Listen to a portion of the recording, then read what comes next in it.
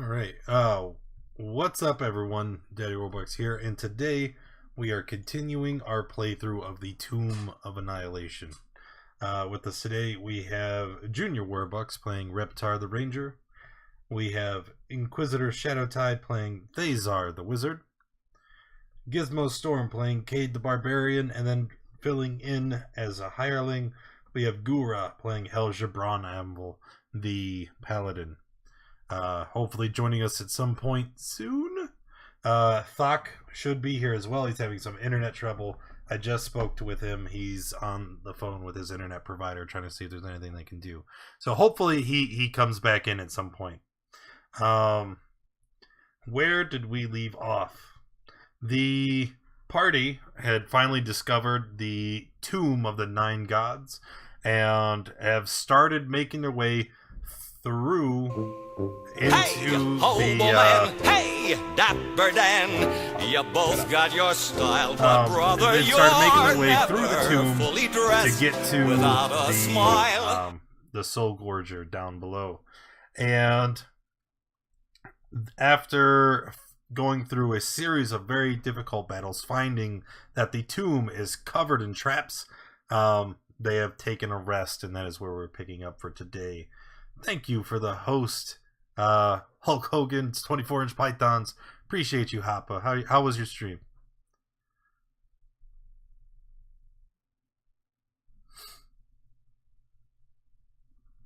All right, and before anything happens, let's see.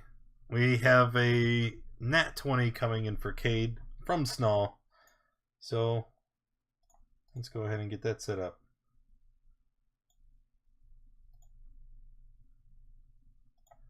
All right. So what would you guys like to do?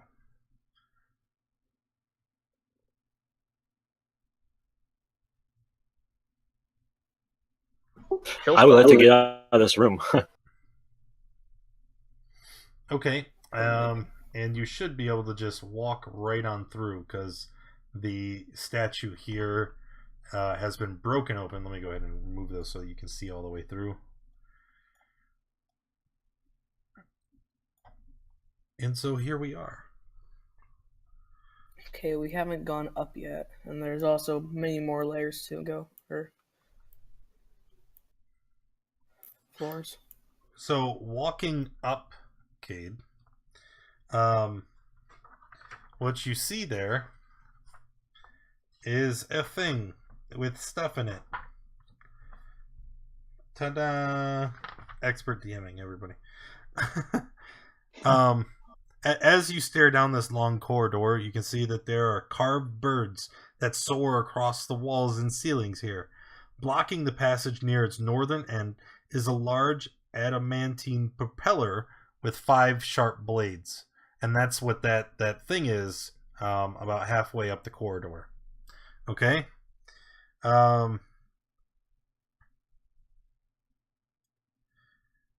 So, what would you guys like to do here? I'm gonna look for any traps or tripwires or anything. Okay, so do a investigation trap. Investigation trap. Yeah, check. Shut up. Roll it.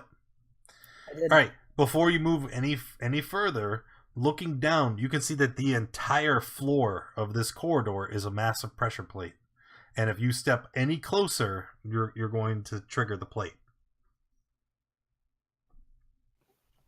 Do you need special tools to try to disarm one? These tools.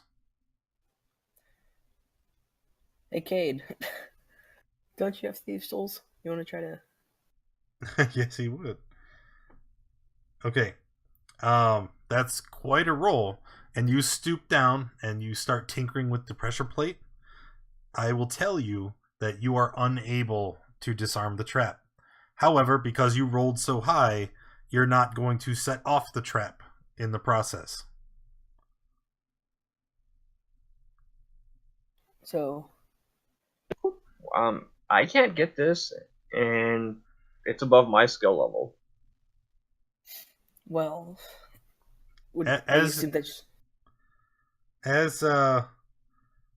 you're standing here, if you'd like to do a perception check to try to figure out what exactly the plate will do. But otherwise, the only thing you see is this long hallway, a pressure plate, and then there's these 5 blades that are standing here. They're not moving. They're just kind of hovering in the air in front of you. All right, Cade, being familiar with the mechanisms behind traps and looking down and examining what's ahead of you, you know that if you were to step onto the plate, those adamantine blades are going to begin to spin. And I'm just curious, can anybody see beyond the blades there? You can. Yep. So Reptar is in the front there. Gura, can you see all the way up there? You can. So you guys can see the large treasure chest in the chamber beyond, can't you? Yeah. Never mind. Do those? Is there like? Are they close to the ground or are they up? The treasure chest? No, the blades. They're okay. The blades are quite long. Like each blade is probably about 5.5, 6 feet, and they almost like jut out from the center here, like stars, like spokes, Think of like a giant fan. Yeah, but how higher off the ground are they? Like, do they like the way that the blades are positioned, there's only maybe like a half-inch gap where the blades end and the floor, the walls, the ceiling. Oh, okay. Like that's what it's perfectly made to block the entrance here. Yeah, I just didn't know if it would chop your legs off or what.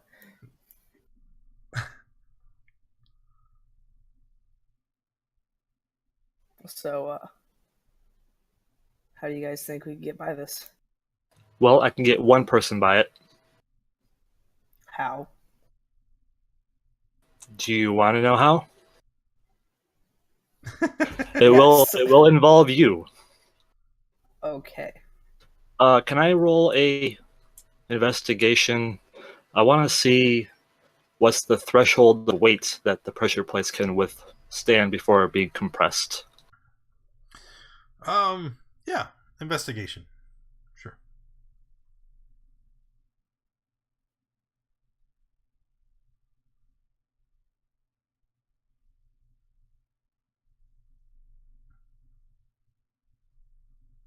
Okay.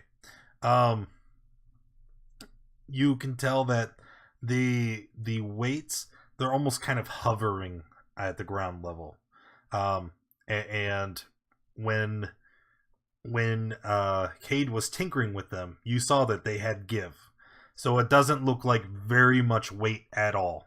You can estimate it to be somewhere in the realm of anything as low as 5 pounds to as much as 20 pounds, but definitely nothing more than that. All right, I got a different strategy. I will ask Reptar, how badly do you want to go in that next room and scout it out? And then come back and report if you wish. You said what? You said there were scalings of birds around. Yep. All along this hallway, it's like carved into the walls. There's little statues and reliefs of birds. Really, just kind of get through, but it's not like I really kind of want to get in there badly. Can I investigate from here the blades to see if they were to activate, it would turn into a wind tunnel? Or is it just a chopping device? Do another investigation check. Just do another investigation. You're taking your time. You're looking very carefully at all the things. Okay. The blades are very sharp, and looking at the material, you can tell that they are adamantium. So you can see that in addition to causing great damage to anything that may touch them while in motion, based on your understanding of physics, you know that if the blades were to turn at a very fast rate, it probably would create some kind of wind tunnel. Is there a channel cut out where these, like, whatever these blades are attached to could move towards us or away from us? No.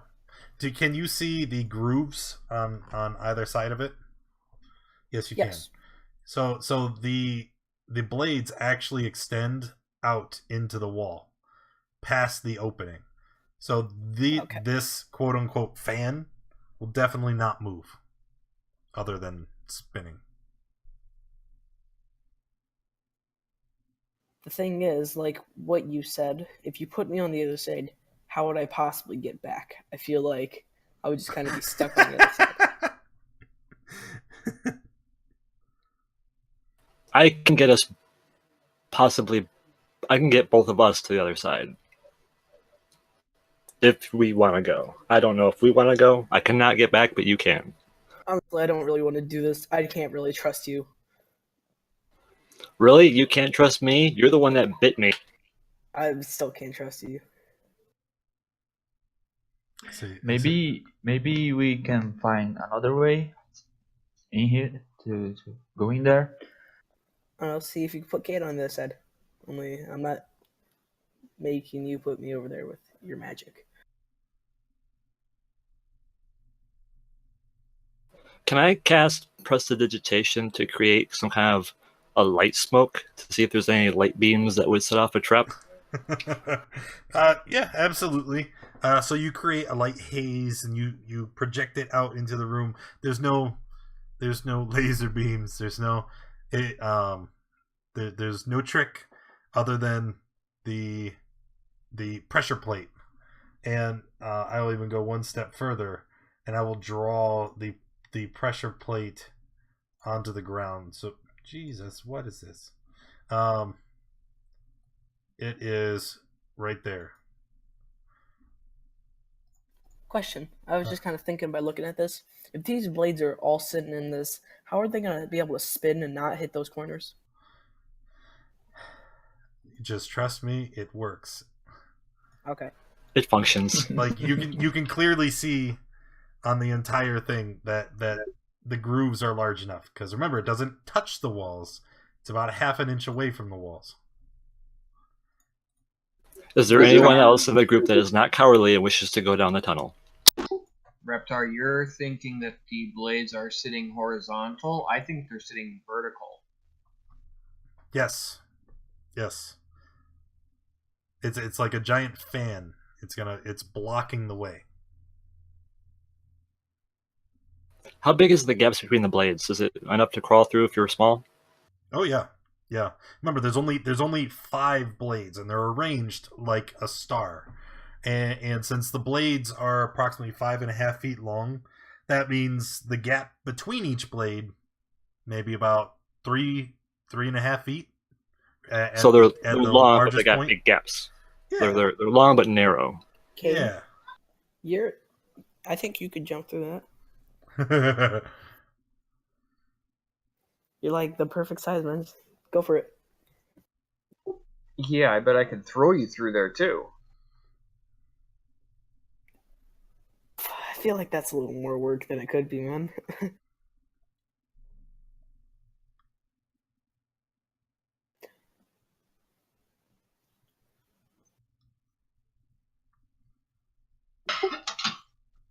Thazar? What do I know about Adamentite? What? Can it cut through stone? Yes, easily. Okay. It's nearly indestructible. If we could disable it, we could probably sell it. I mean, if we could dislodge it, we could probably sell it. We'll just carry around a big fan and sell it to somebody. I don't know. I already tried to disable it, and I failed. Didn't set it off, but couldn't. Yeah, Thazar, take Kid with you.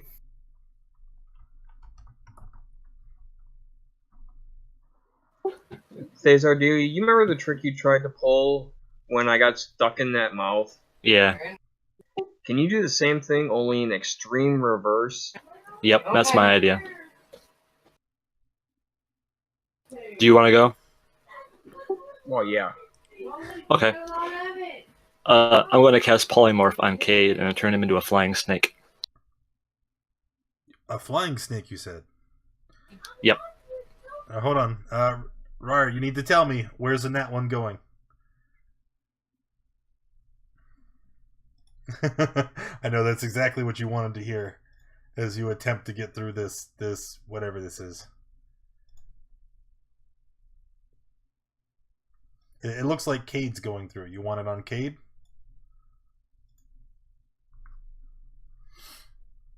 Okay, so he's a flying snake. What's his flying speed?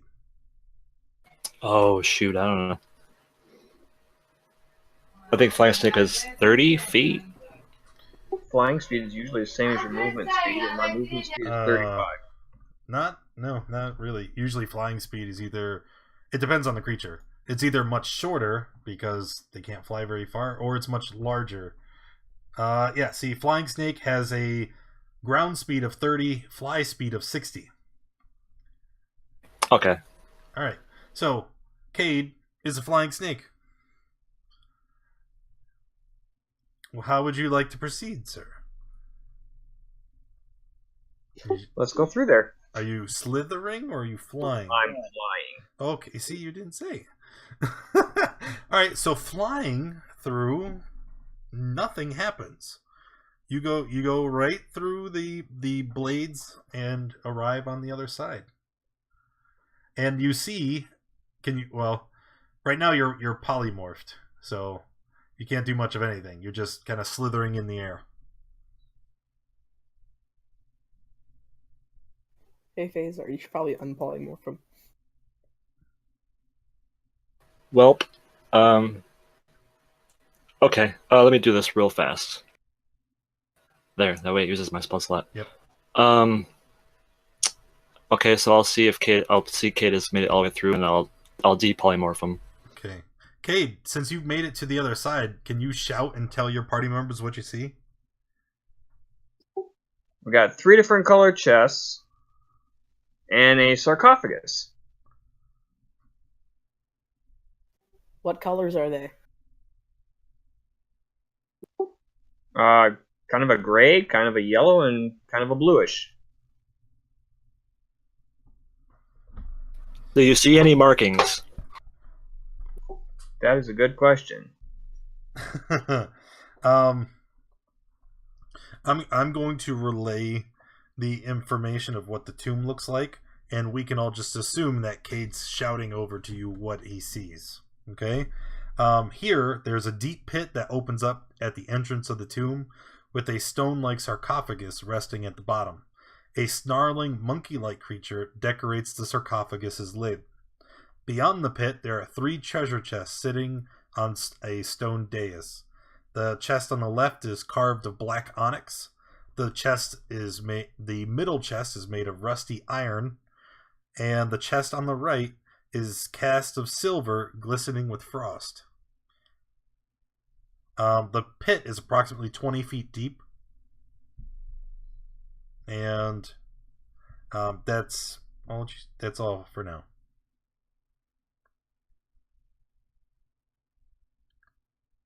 All right, what do we know about monkeys? They're mean. Remember, I said it's They fling poo. not a monkey creature. It's not a monkey. A monkey-like creature.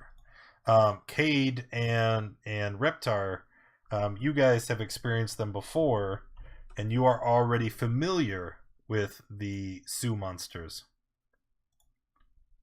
I will show you the handout again.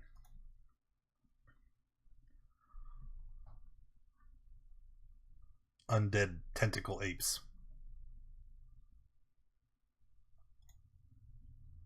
Oh yeah, that's nightmare material.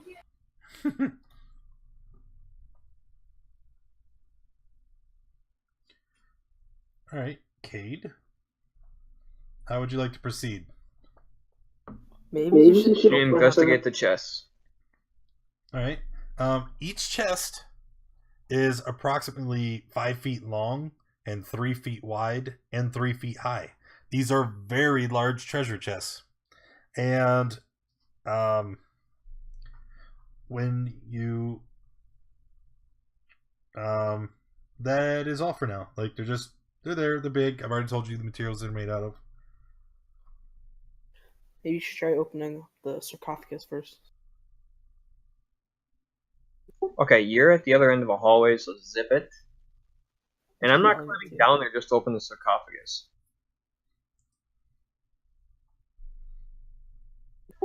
Do I notice like any traps or anything, or any other writing anywhere? Nope, no writing, no symbols, no runes, no nothing. Just 3 chests and a sarcophagus in a 20-foot pit.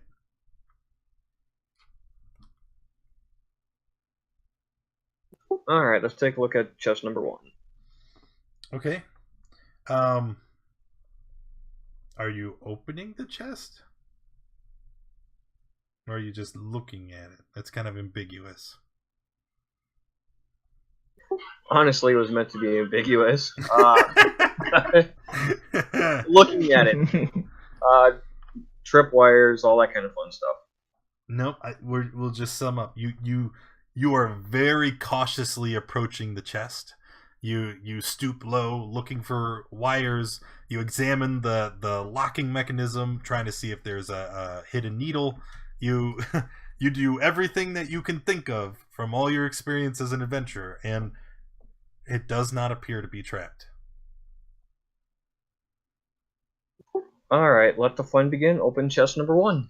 Okay, upon opening the chest, you see there is a 3-inch long golden key protruding from an adamantine keyhole set in the bottom of the lid. Right? So you lift it up, and as you lift it up under the lid, you can see the key is like stuck into the lid in this adamantine lock. Turn said key. You cannot. It does not move. There are clamps that wrap around the lid and wrap around the key on the inside of the lid that prevent it from being turned.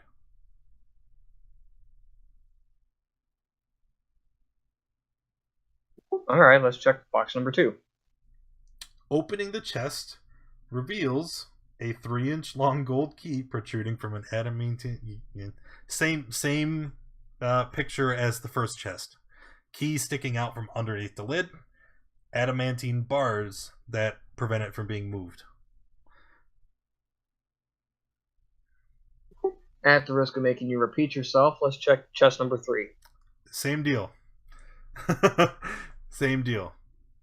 So these keys cannot be turned, but can they be pulled out, or they're just stuck in place? He said they don't budge. Yeah. Which I'm assuming means I can't yank them out either. Well, I mean, you haven't tried, to be fair. I'm not gonna bait you. You try to pull it out, it doesn't move.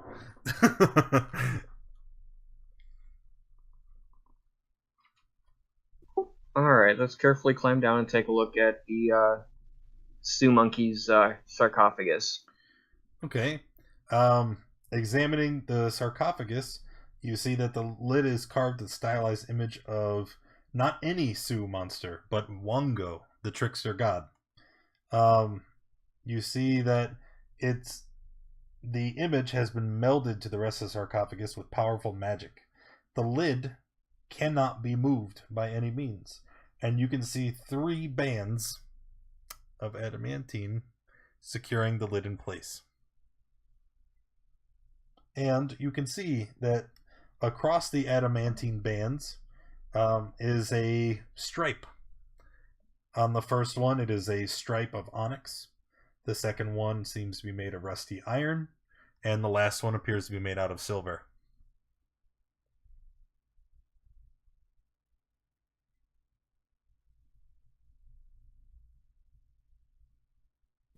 Not sure why we sent the one with intelligence 8 in here, but okay.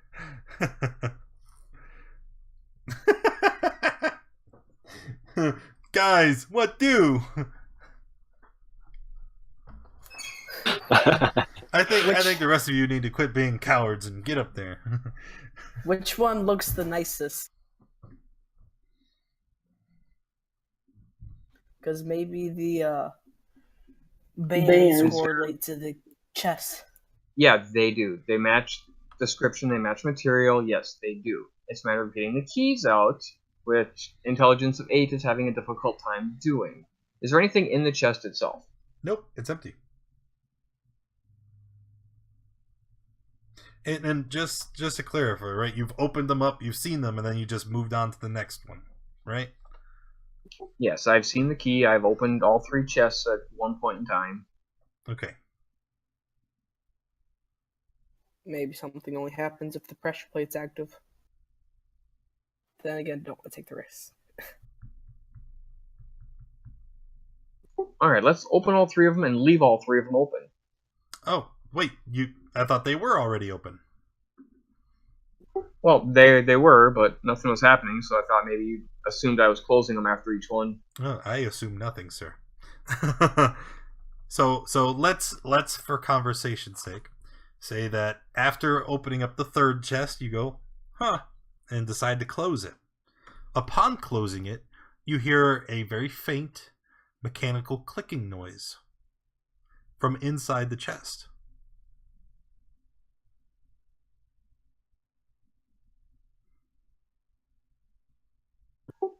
Alright, go to the 2nd chest and close that one. Does it make the same clicking noise? Again, yeah, you hear a faint clicking noise.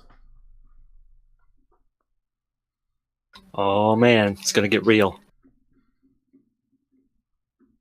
Intelligence of 8 says, close the 3rd chest just to see if the same thing happens. And it does. Again, you hear that very faint click.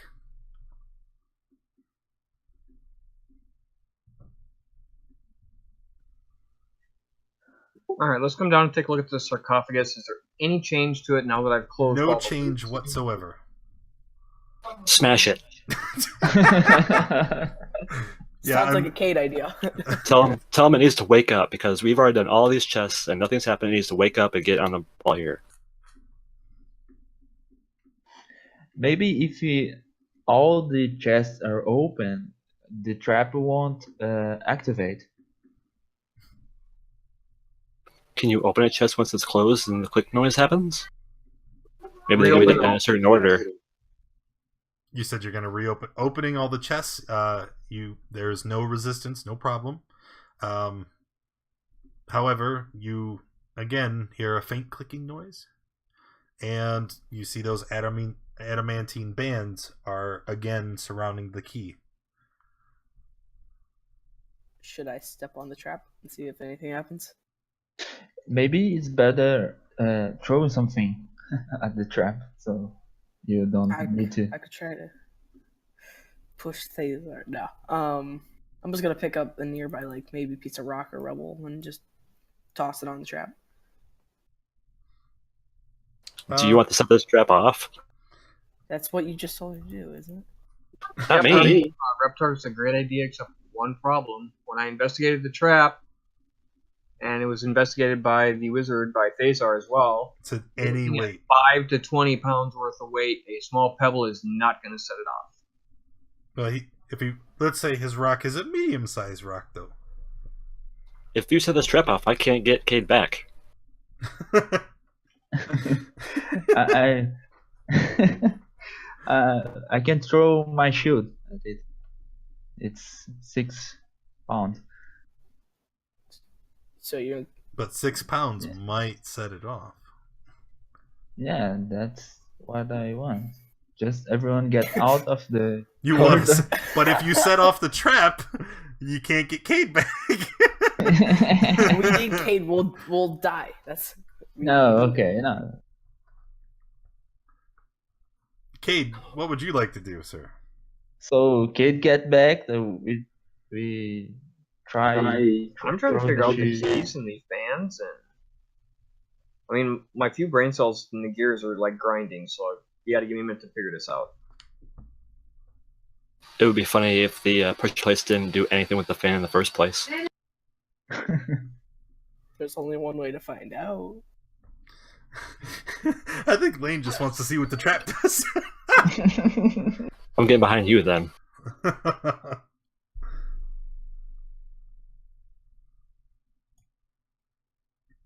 Don't do it. I hear him laughing in the other room, like he's really thinking about it.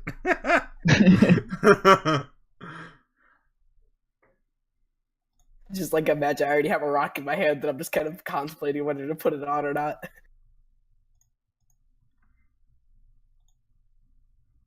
I don't think I should, because Cade will manage to get through and actually kill me. I mean, if I had another long rest, I could get something in there again and come back out.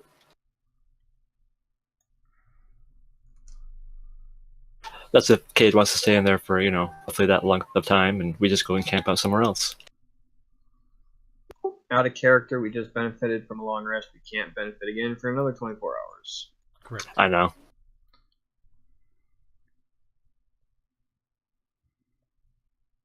So, Does anything else change when I open or close the lids other than the clicking noise? no, it's just that clicking noise. Something inside the chest changes, and you can hear the gears, the mechanism inside moving whenever you close the lid. Can I find the mechanism that's making the clicking noise? Close the chest and open really fast. From where the noise appears to be coming from, it sounds like the key.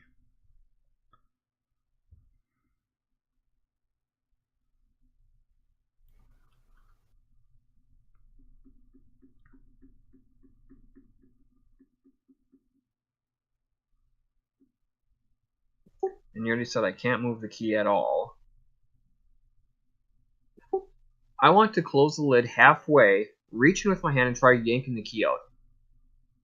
Okay. With our like Cade the breaks the key. bands are still holding the key tightly in place. How about you just break the bands? They're Adamantium. Oh, never mind. I think your skull's the only thing strong enough we have in our group that can break them. Boom roasted.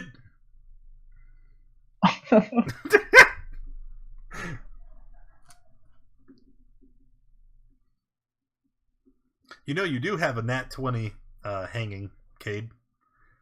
Followed up by a nat 1, but Do it. Yeah, I know I've got the nets hanging. How How big is the chest again? It is it's very, very large. 5 feet long, 3 feet wide, 3 feet deep. So we could just put Cade in this. I'm gonna regret this. Let's go to this black one first. Okay. It's open. Yep. Climb in. Yes. Close the lid behind me. Yes. Closing the lid. You have dark vision, right? Yeah, halfling. No. No dark vision, but I do have a lantern and I've got torches and I can easily set shit on fire. I'll tell you what. It's your eyes adjust after a moment, and before we go on, you guys just seen Cade climb in the chest. You guys wanna? Cade, why are you in the chest? You can't hide from your problems. I can't even see Cade. Cade, as you close the lid of the chest, you see the adamantine bands retreat. Grab the key. Okay. The key does not move out of the slot it is in, but you can see that it is now loose. You can turn it. Well, in that case, turn it. Okay. As you do, you hear there are two things that are going to happen all at once. One, you hear a loud grinding noise as what appears to you can only guess is one of the adamantine bands around the sarcophagus is slid back out of place. And two, you hear a very loud, a very heavy thud coming from the locking mechanism of the chest.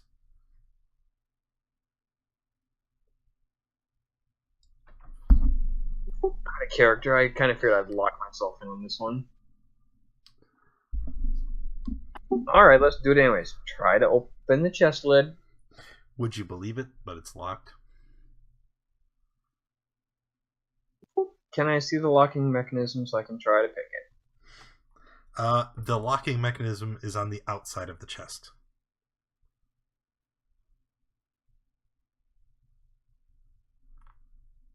Okay, and if I turn the key back to its original position? The key doesn't turn back into its original position. It is firmly stuck in place.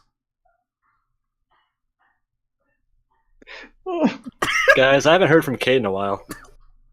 Cade, Cade, hey. What? why are you still in the chest? Cade, where are you? Wait. If Cade gets angry enough, we'll go into a rage. I'm pretty sure that'll get him out. Well, he entered. Out of an adamantium chest. No.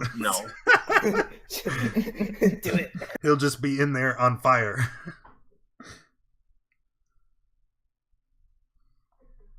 Well, Cade probably died. Let's move on.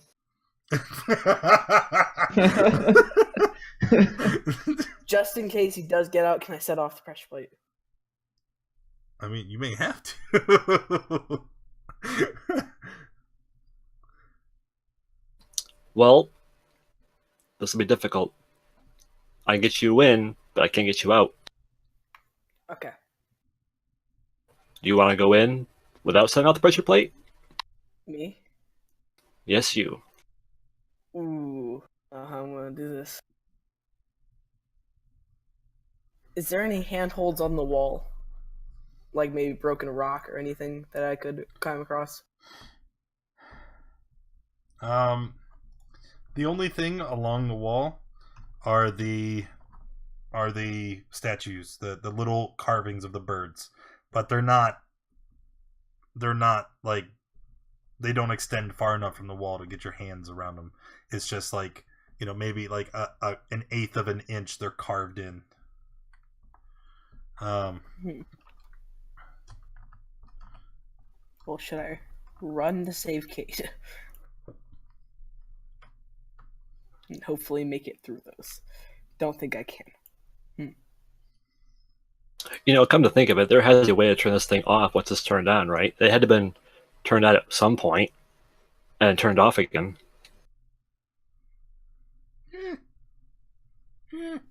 Would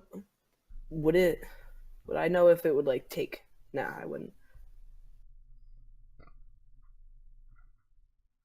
Because wouldn't it theoretically take time to start up? It wouldn't just start spinning really fast, anyways. You're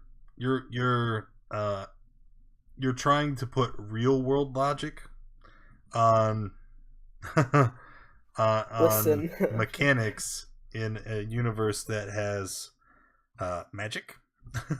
just trust me. Not only that, but remember, like, the party knows who made the tomb, right? It's a demi-lich. He's visited other universes, other planes of existence.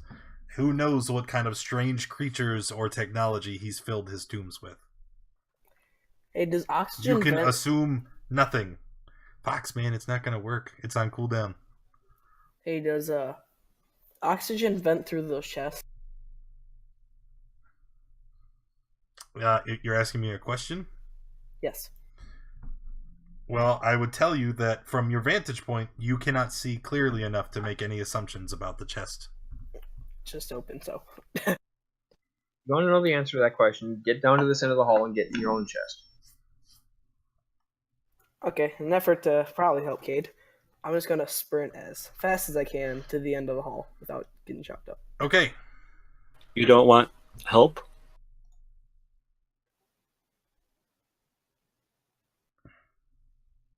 By all means, have at it. Not from you. Wow.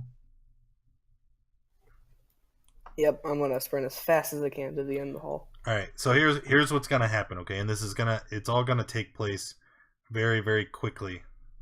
As soon as your foot steps onto the pressure plate, the blades begin to amp up.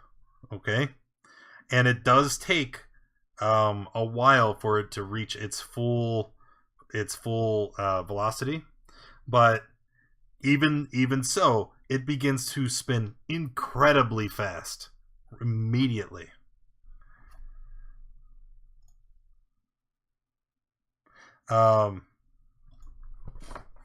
So as you begin to move, you have to make a choice. You either have to keep going and try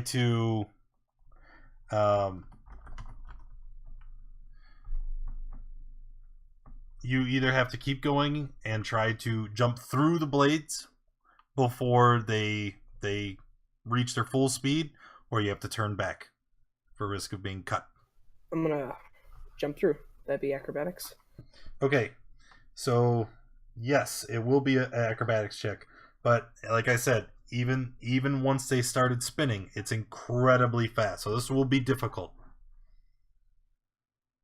And you are successful. You run, you leap through, and you land just on the other side. And I wasn't on this page. Huh? So no, like I was on the handouts page, so I had no idea what I rolled. Oh. I'm super relieved. You land on the other side, and you can see that the blades of the fan are spinning incredibly fast now. It is I'm just gonna... extremely unlikely you would be able to replicate that again.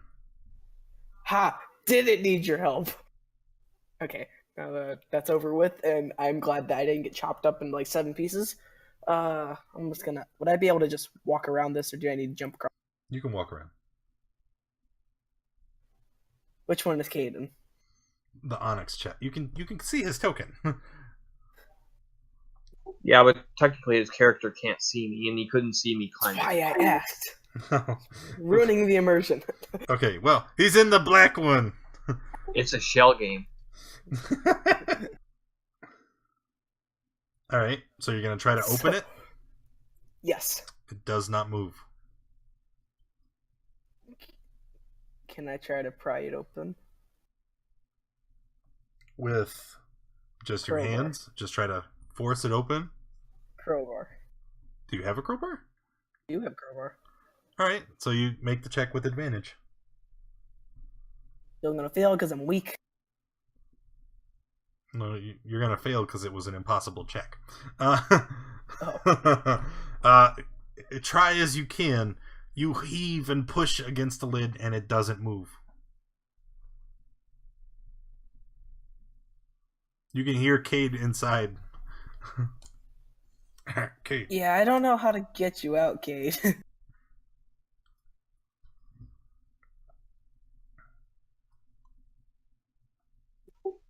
Maybe if we just Well, to be honest, I really don't know how to get myself out of here either. maybe if we just get two more people over here, we could just put them in the chest, and then someone will be able to open the coffin. I don't think that's the best idea, because then our whole party will be locked in chests. Can I look around for anything that could help him, or? There is nothing in the room. The room is completely empty except for the 3 chests on the pedestals and the sarcophagus down below.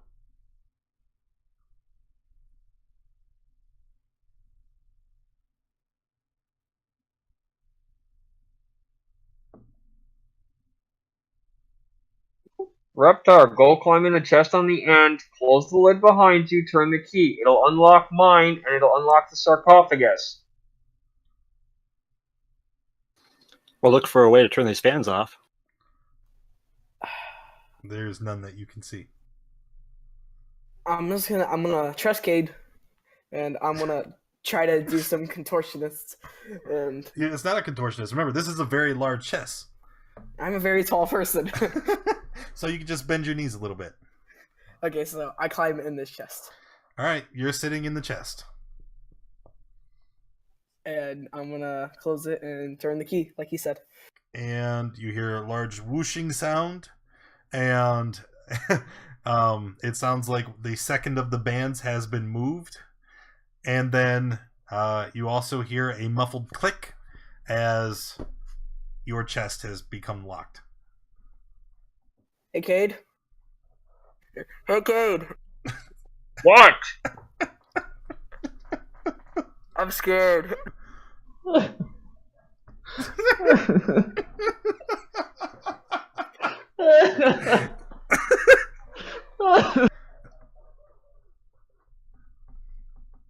I will tell you what, though. You said you were looking around for a way to disable the fan, right, Thazar? I guess from my side. Yes. How you do not see a as you're looking around, you do see something. You see a button appear on the left wall, and this button seems to be made of onyx. And there's a button on the right wall, and this button seems to be made of silver. And these buttons, you know they weren't there before. They are now, and they appear within the mouth of one of the bird reliefs. And the bird that where the button is contained looks particularly sinister in both cases. They look very ravenous, very hungry. Helja, we've barely met. Hello. There's buttons here. If you would have the pleasure of pushing one of them, I would be greatly appreciative. Okay, I'm gonna push one with the shaft of my hand axe. Are you pushing the onyx one or the silver one? The onyx one. Okay, pushing the onyx button. What happens is, Cade? Open the lid, jump out. No, the lid doesn't open. Okay, as you are inside the chest, you feel the hairs on your arm and on your neck begin to stand on end. And there seems to be a whooshing feeling, almost as if there were wind coming through the chest, which you know to be impossible because there's no openings. It's a small locked container.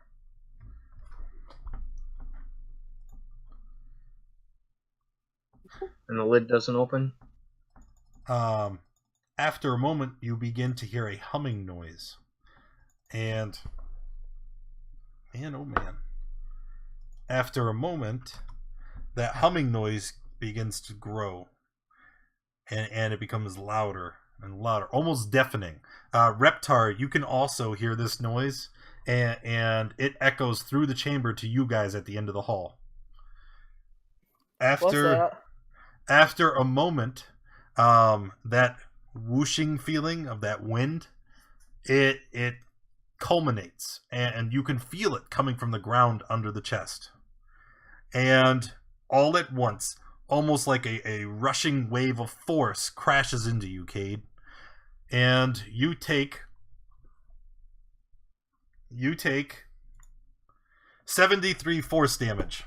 And you are projected from the top of the chest onto the ground ahead of you.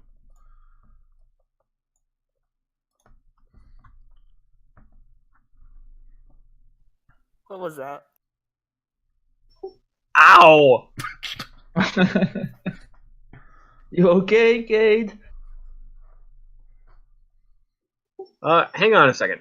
That like really hurt. Just give me a sec. That could have went really badly. Yeah, good.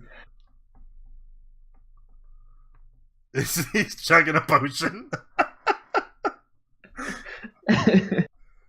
They could, Fox. If they didn't find a way out, that would be a very real possibility. And these adamantite fans are still spinning, right?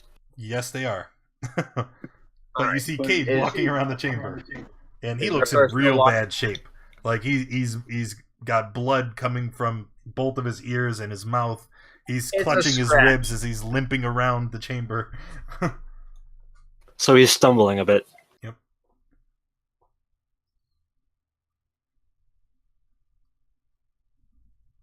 Hey, Cade, what did you do?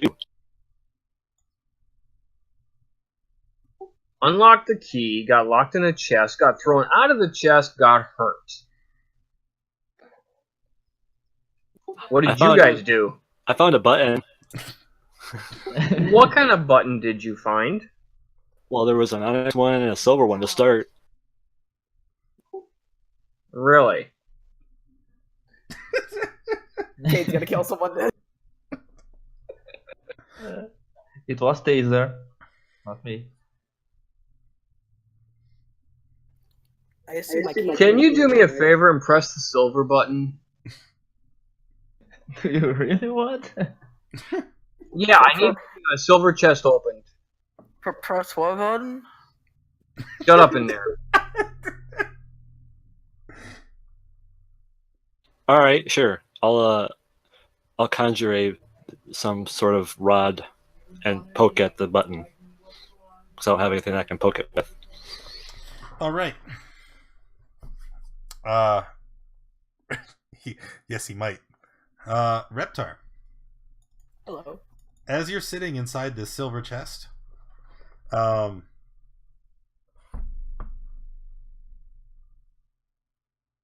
okay, as you're sitting inside this silver chest,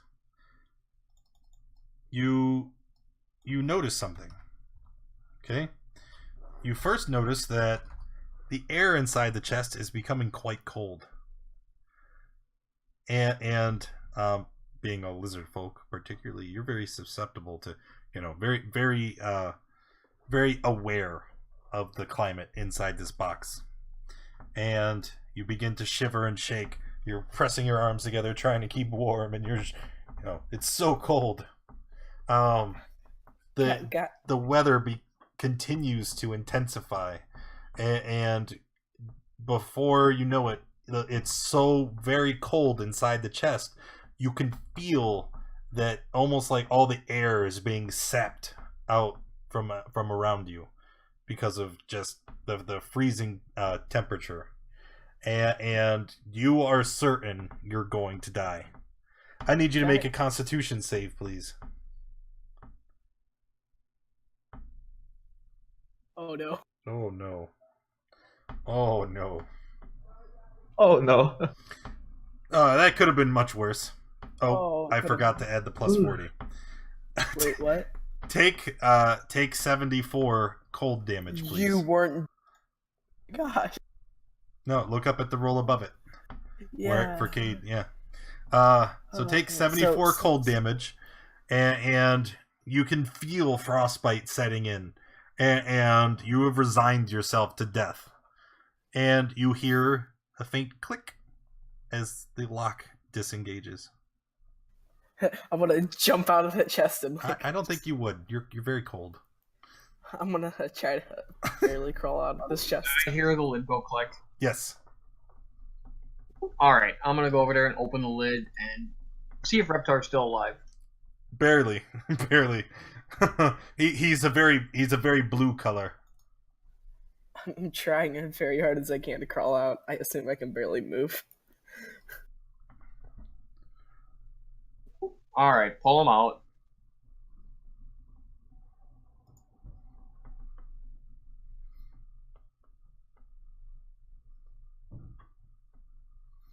All right. Now what?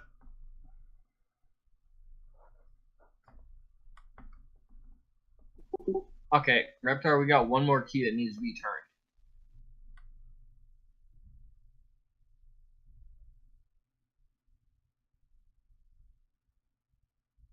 You just cure wounds yourself? Yes.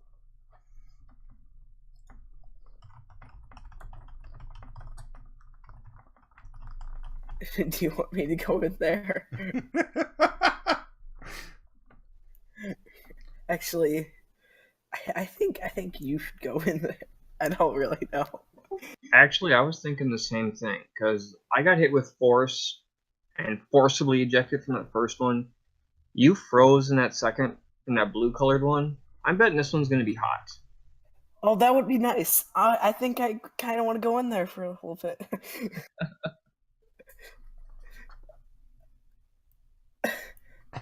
Do you guys need my help at all? Only if you can cast spells at that range. I could just come to you. Cade put the thought of my mind of it being hot. That sounds very pleasant right now, so I'm going to open this chest and crawl in it, or at least try.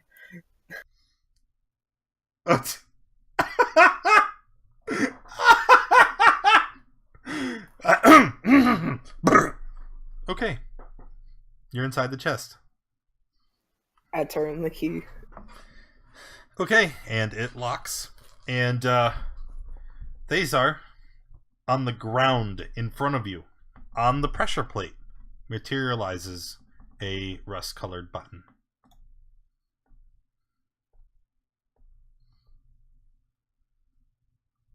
Hey guys, is there another button out there? Not that I'm aware of. Well, look carefully because Reptar got himself locked in the chest again. Find the button so we can get the chest open. While he's doing that, I want to go take a look at the sarcophagus. Looking at the sarcophagus, you see that there's only one band remaining, and it is the one that has the rust-colored line running through it. Thazar, what are you looking at? Looking for a button. You're looking at the button. It's a rust-colored button. Oh, I see it. Okay. Yep, it materialized on the pressure plate ahead of you. On the pressure plate? On That's the an odd pressure place for plate. it. Pressure plate's already Yep, pressed. it is directly ahead. Alright, I'll casually... It's on the ground, right? Yep. Okay, I'll just casually come over and step on it and act like I don't know what the hell I'm doing. Okay. I'll act like I don't know it's there. Okay. So as you click the button, the first and most noticeable thing is the blades of the fan begin to slow. And it looks like you're going to be able to wander on through. Reptar, you notice that you feel significantly lighter. I think I lost weight. Yeah.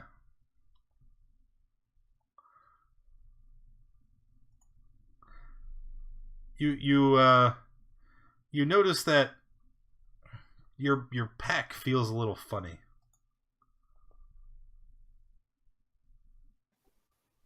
Can I check my pack? I want to try to, at least. You can indeed, and as you maneuver around inside and turn to look at your pack, you can see that everything that you are carrying, anything that was made of metal, is quickly beginning to deteriorate and rust away. And as you stand here, you can see all of it just it's almost immediately it rusts over, it oxidizes, and then it turns to rust and disintegrates. And you see a large pile of rust is piling in the bottom of your pack, and everything that had any metal on it has been destroyed. So, are my jelly boots destroyed? Because I was wearing them. Yes, they did have silver inlays that went around them. And as the boots had been destroyed, the magic in them has also deteriorated. Most importantly, all of your arrowheads are made of metal. Would all of his arrowheads be made of metal? Yes. Because most of his arrows he's made from the bones of fallen enemies. Yeah, I have No. made a lot of them. No, because you... Oh no, I've recently picked up a bunch of arrows. Yeah, Dang you it. picked up a bunch of arrows from... There was somebody that was firing at you, and you're like, I'm taking all the arrows! Dante. One for each player character. So I lost all my arrows. Correct. What about my weapons? Yep, you had a scimitar and daggers. Those are definitely made of metal. If you look I at can't even make my own weapons. if you look at your inventory, I've already removed everything. You You lost your scimitar, your daggers, all your arrows. You still have your longbow. Should I just get rid of the longbow with poison? Because my poison arrow are gone.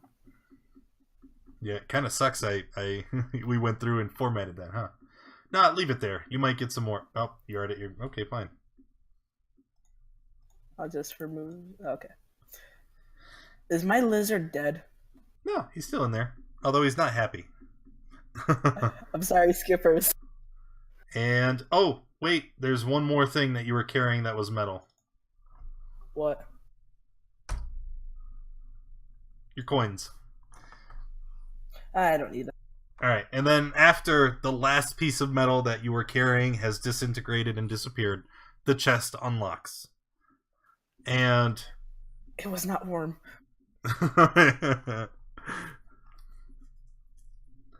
but the last of the bands has slid away, and you are now free to open the sarcophagus. Yeah, you can still attack things with your bow as a improvised weapon. It acts like a club. Actually, I'm just gonna be biting people now. Yeah, I would imagine you would. I'm not gonna punch people with my bow. I'm still waiting for you to go through Spoopy. I know it takes a minute. And then if you could tell me all the numbers and we'll sort it out, okay? Open the sarcophagus now that it's no longer locked. Okay. As you go to push the lid away, instead of sliding out and revealing everything inside like a stone lid would, as soon as you put your hands on it and push, the lid turns to a transparent crystal, revealing a mummified monkey-like creature within. Clutched in its desiccated claws is a mace. And this mace, it looks like, I don't know if I could show you the picture without revealing the item yet. Oh, there's no picture. Really? No, there has to be. There is. Alright, give me one second. I'm going to reformat this.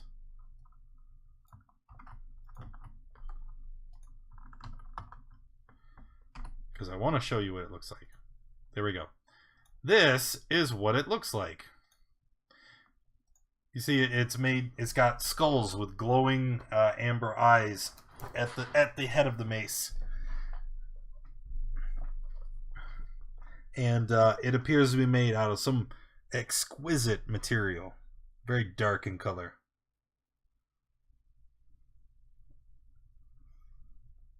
You might want to re-roll that one, Spoop. There are no females. Except Reptar. Ha ha! Rude.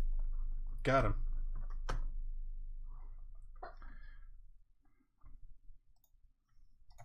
Oh no.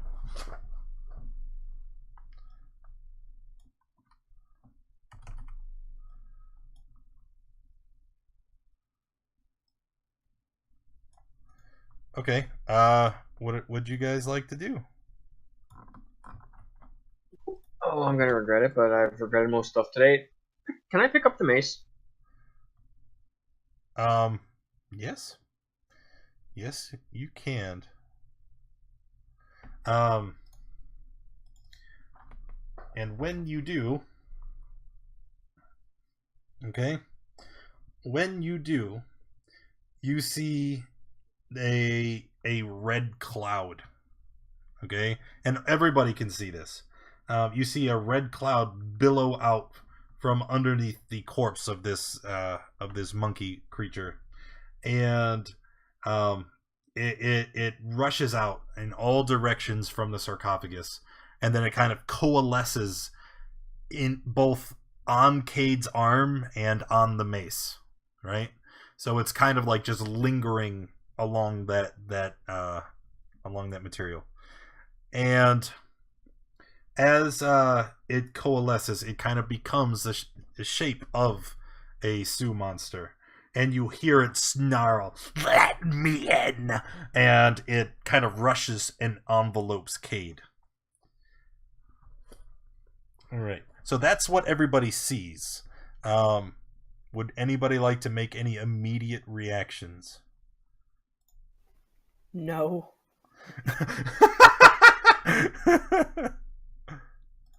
I'm very cold. I'm gonna light a torch and try to like get myself warm. All right, no reactions. Kate, I'm taking you into the other channel. Okay. All right, Kate. So while this creature has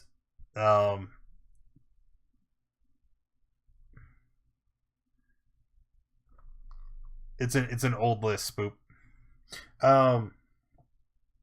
Thaco is from 3rd edition. All right. As this creature envelopes you, okay, you can hear it speaking now inside your head, and as it speaks, you can hear it promising you power, and it's saying things about, you know, it wants you to survive. It'll give you the strength to get out of here, to subjugate everyone, to rule above others.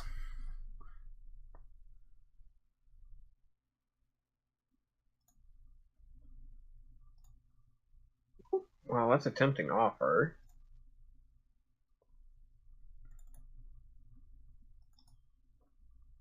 Hang on a second, I'm checking my personality traits, ideals, and bonds to make sure that ruling the world doesn't conflict with them somewhere.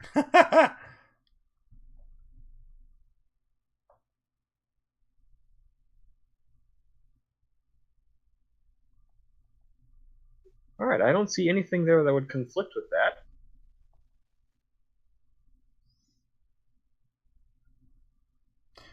So as you contemplate all of this, you hear one final whisper as the creature once again reaches out to you. Do you accept?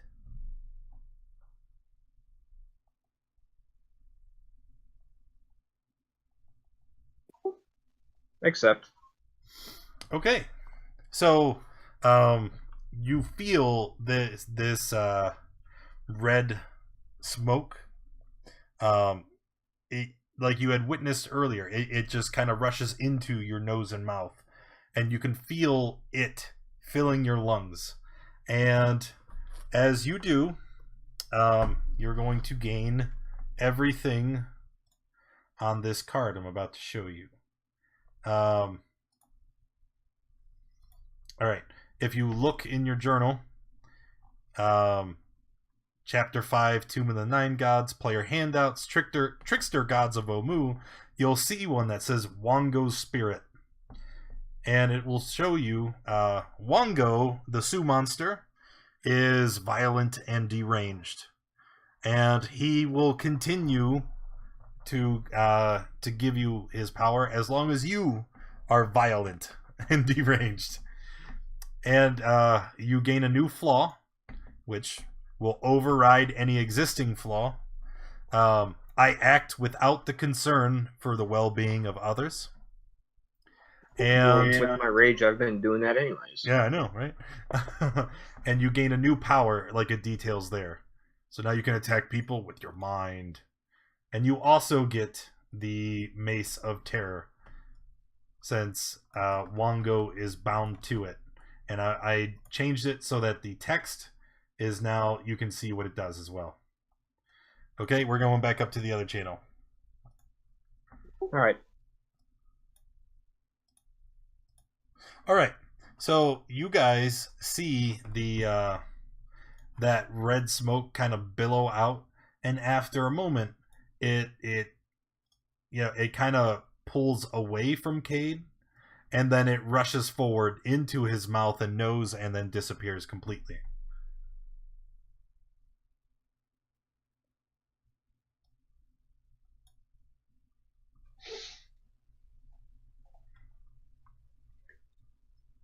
Are you okay, Cade?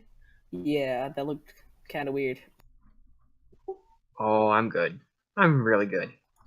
Let's go kill some stuff. Sounds like Caden. That's all right. Yeah, let's go. Does anyone have like something to warm me up? I'll conjure you a blanket.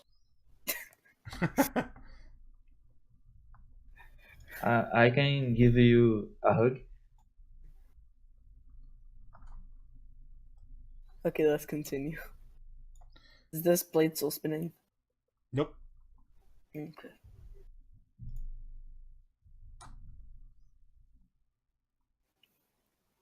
I'm still really surprised I didn't get dice with everyone else. Let's go, Cade. You need help getting out of here?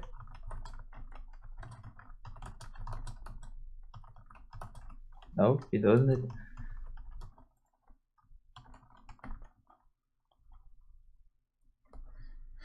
All right.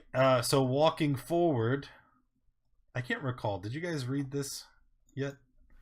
The other plaque here. I don't know, reread it to us. I remember you reading 2 or 3.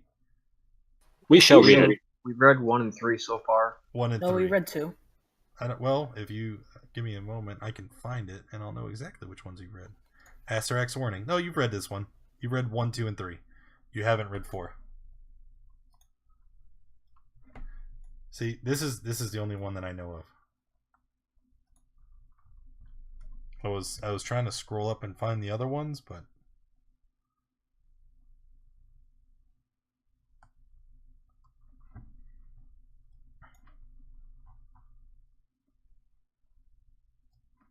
Well, let's continue. okay. So where would the party like to go? Well, there's this.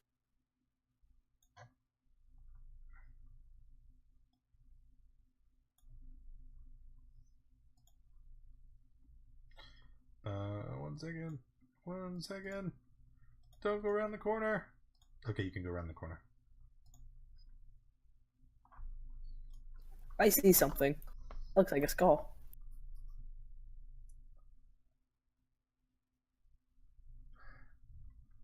All right, hold on. So why are you still walking forward? You didn't say anything. I'm obviously doing something else. But if you see a monster, wouldn't that usually denote? I didn't. Beep, beep. It's okay. It's not a monster. Got him. It is a skeleton, okay, and as you look at it, you notice that there's something very odd about this skeleton. Okay. First thing is that it turns and it looks at you, and then it kind of hunches down, almost as if it's getting into a running position. Told you to move back, and you moved up anyway. And then it just kind of stops and stares.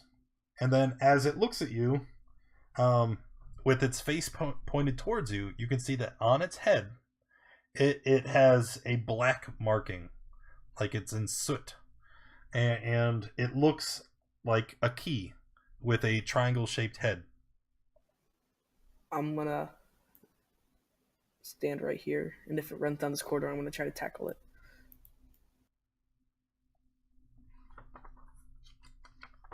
Okay, as long as you don't move, it's just standing there staring at you.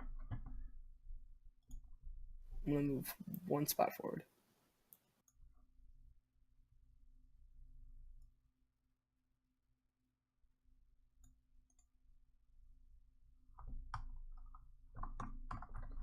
Enough. Enough what? Don't attack it. Okay, as you take a step forward, it bolts. I need everybody roll initiative as soon as I open the tracker.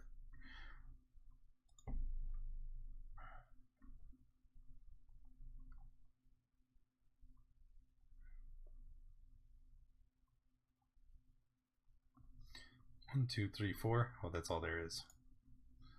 All.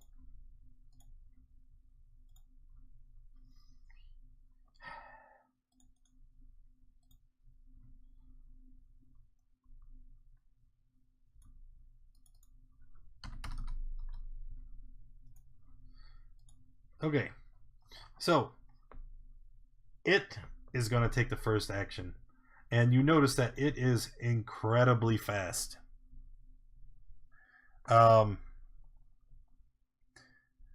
And it runs down this hall, and then through the corridor next to it. All right, Reptar.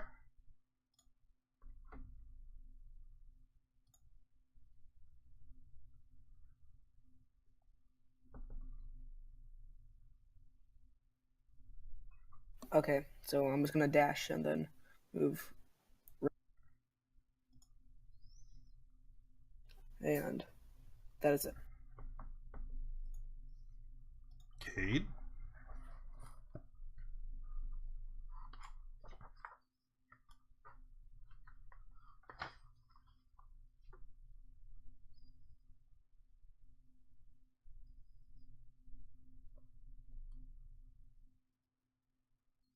Hang on, I'm counting it out, see how close I can get. It's a hat, Spoopy. That's the Jack in a Box guy.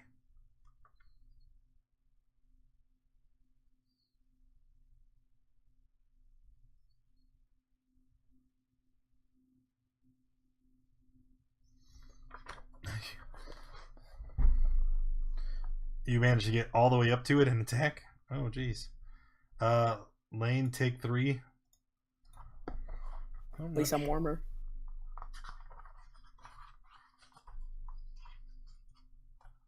At least I'm warmer. Yeah, a little bit, huh? Actually, disregard the attacks. You had to dash to get up here? Yep, I can still use bonus Bonus action to action, trigger yeah. my rage. Okay.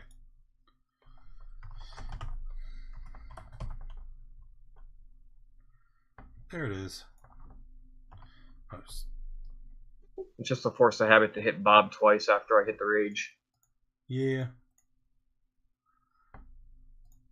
Alright, he took 3.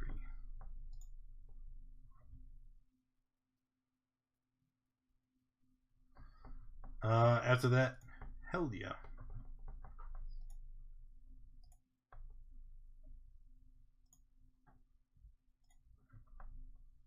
Going to move using dash, and that will be my turn.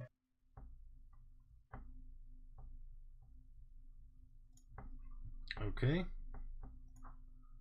These are.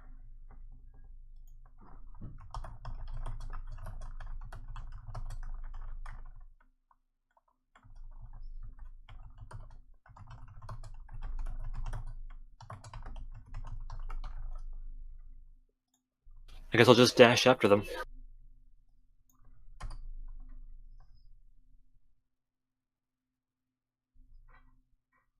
Actually, I'm kind of oblivious now. I see something at the other end of this tunnel. Yeah, you do. Fortunately, in the heat of the moment, chasing after the skeleton, you don't really have time to assess it. Kappa. All right. I deleted the old token, so he went to the. Okay. He is going to take its turn now, and you see it turn to the wall, and you see it hold out its hand, and it kind of makes these series of weird swooshing motions, right? And when it does, you see the wall open up and move to the side, and then it runs through the room. You get to make a leaving engagement attack, Cade. Ha, ouch. That's actually a nat 20. Oh, you rolled a 19? No, I still have that nat 20 from snow floating. Oh, okay. Well, okay, so nat 20. So, what is your roll? 14 is enough to kill the key, and you see it fall to the ground dead. Unfortunately, the door is open, and you can see through the door, can't you? Yep. Okay. Yes, I can. More targets. All right. And now these guys can see all of you. So we're gonna roll initiative for them, and here we go. Reptar, you are up.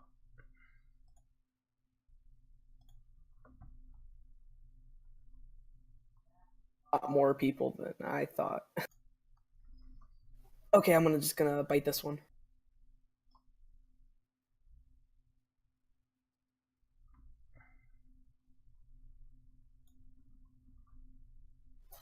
And then I'm gonna use. 14, 20. Those are both hits. Then I'm gonna use So- Hungry Jaws. That's a bonus action. Well, hold on. I need to get my character.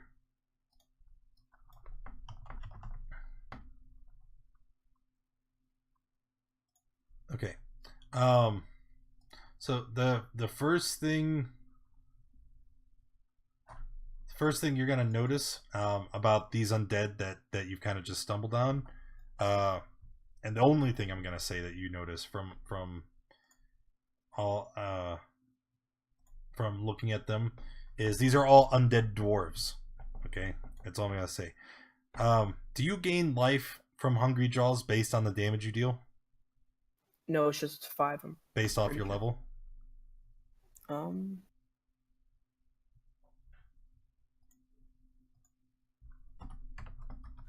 modifier. God.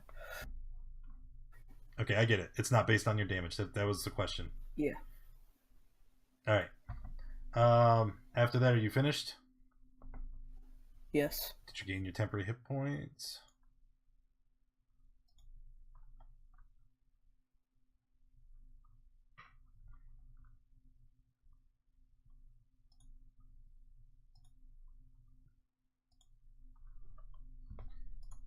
There you go. All right. Cade?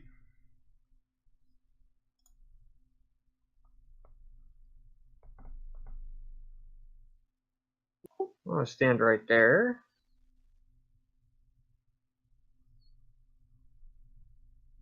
Go ahead, roll the nat 1.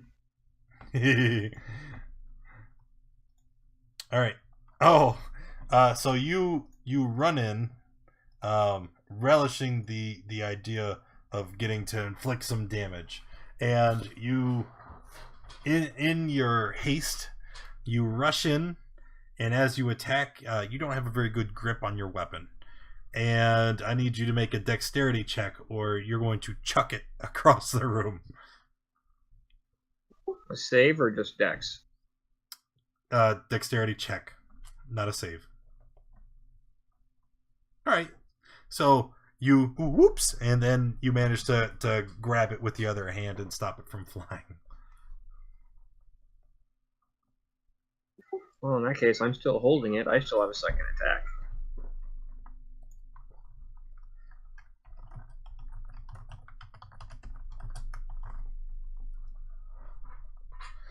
$12 is a miss. Reptar still looks blue. Trigger the aura. He's warming me up. Reptar, take 3.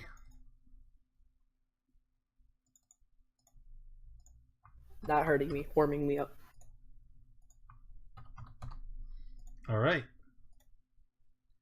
Hell yeah, way back there.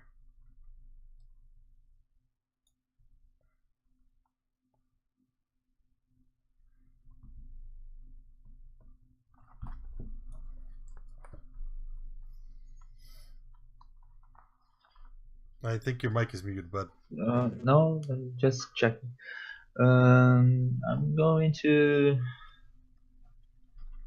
throw 2 hand axes on this one, and that will be it. So throw the hand axes.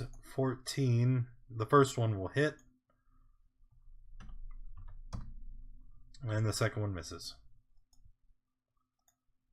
So now the whites will get a turn. 30 feet.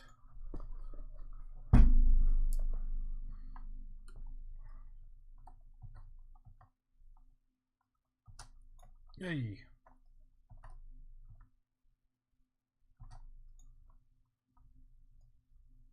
Alright, then we're good. Let's move that number out of the way. This does not look good. Oh, I think it looks great. It looks awesome. They're all close together. So the first one is going to attack Reptar.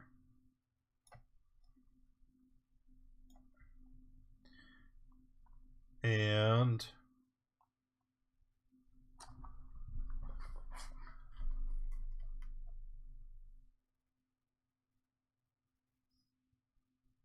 okay. It is going they are all carrying longswords, and they are going to attack. First one attacking Reptar. Miss. 17? That's a miss, right? Nope, that's hit. Okay. So you're going to take 5 necrotic damage, and then you need to make a con save.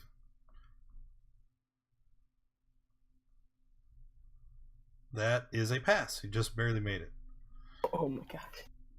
The next white is going to attack you again, Reptar. Miss. That's a miss. 15? That tied. Alright. Take 7 necrotic damage, make a con save.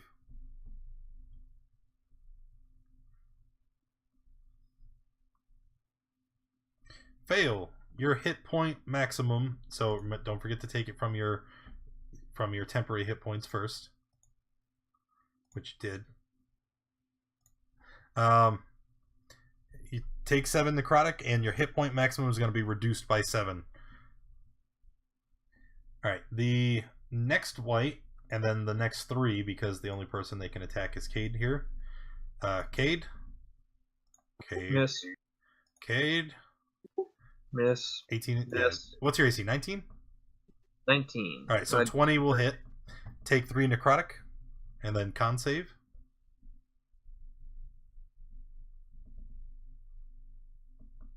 Alright, pass. And then we have 2 left. Miss. Miss. Hit for 8, well, for 4 slashing because you're raging right now. And then the last attack is a miss. Thazar, you're up.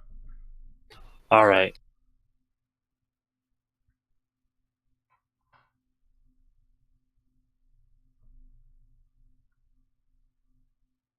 That thing that's dead, is that the old skeleton from before that everybody else was chasing? Yes. All right, I'm going to shoot. I probably should get in front of Helja. Nah. I'm going to use Agonizer Scorcher. Oops, that one didn't work. I will just do this. Okay. So, before anything else, as you cast your spell, the evil magics of the Tomb of the Nine God interfere with your spell casting, and you unleash another burst of wild magic.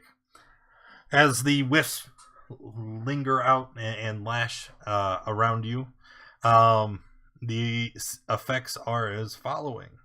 You see one wisp kind of float off, like through the wall here, and you're unsure what happened to it and where it went. You see a reddish wisp go and land on everybody, and I do mean everybody. All the whites are hit with a reddish color wisp, as are all of your friendly party members. And I will say that another wisp kind of burrows into the ground under your feet. The effects are unclear. Okay. And now carry on with your attack. So you are going to do Agonizar's Scorcher in a 30-foot line, straight down the middle, right? Yeah, basically just hitting the two in front of me. Okay. So they're going to make their dex checks now. 19. So he passed. 14 is a fail. Okay. Fair enough. So their first one is going to take, 15 fire?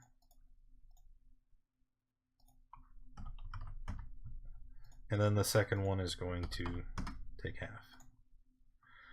Okay. Does Agonizar's, does that fire line stay there, or does it disappear? It's just instant? I believe it's instant, yeah. Okay. Finished after that.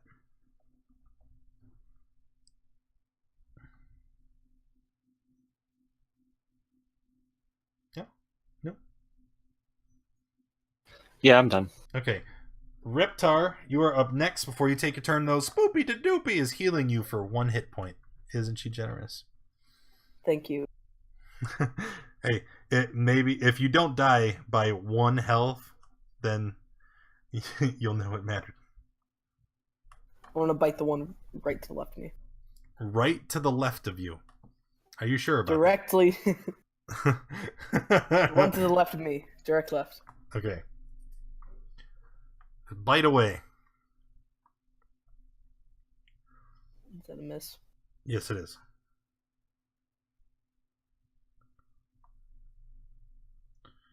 That is a hit. And I'm going to hold my lizard very close to me in fear. Okay. Cade, you are up You are next.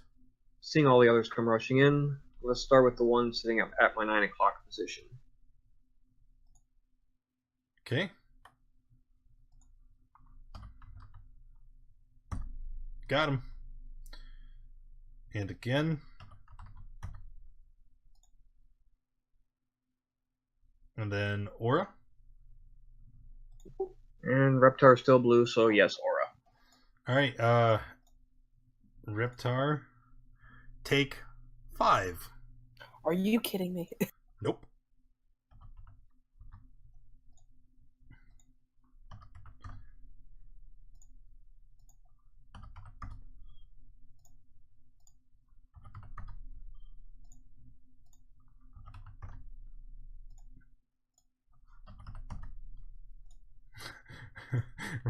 I like how you're basing the fact that he's blue on. Oh, we need to warm him up. Am I still blue? I was just removing the tint now. Blue. All right. At least he thawed you out. Hell yeah. Okay, I'm going to move here and attack with my longsword. Yay! Yeet. And of course, Okay. I'm going... All right. So you hit him with your longsword. You deal 9, 14 damage, and you're going to use a spell slot for a smite. Yes, Alright, level good. 2. Level 2. So that's what, 4d8? Yeah, 4d8. Well, okay. Go ahead and roll your 4d8.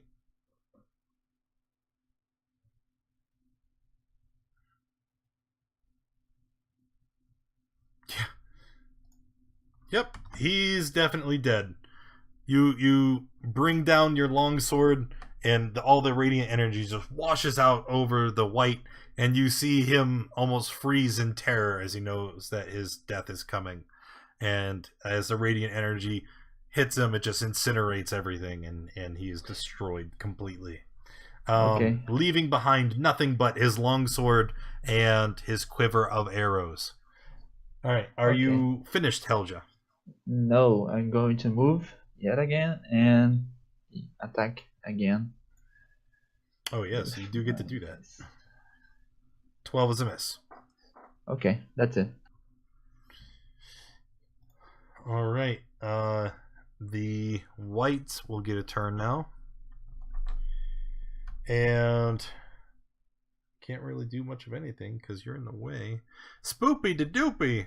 Healing Reptar again. Reptar, heal for 8. Bug Trevor, thank you for the follow. Welcome to the channel. Thank you. Well, it's a good thing you're back up now because I can attack you. First of all, this one here is going to attack Helia. Your presence offends them. 16 is a miss, right? Yeah. Yes. 14 is definitely a miss. This one over here then can only attack Reptar. So Reptar, take 10. Good night. And I'm down. And then these 3 over here are only engaged with Cade, so they're going to attack him.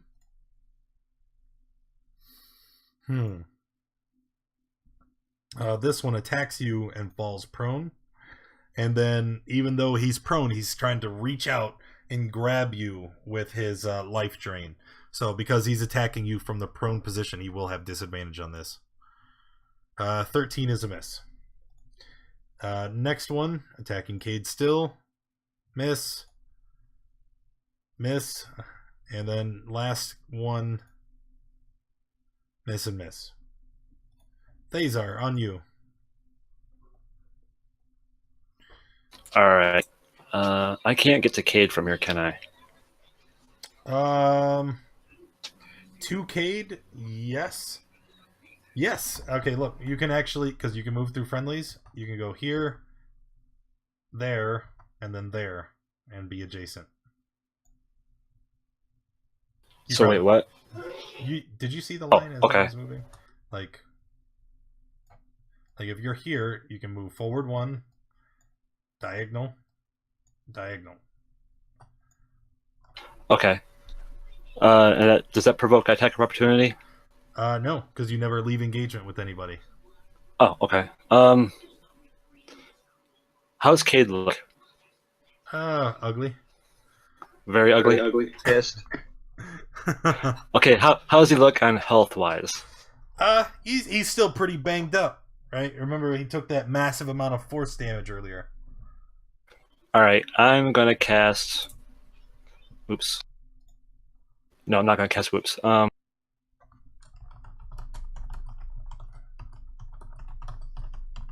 gonna cast Haste on Cade. Okay.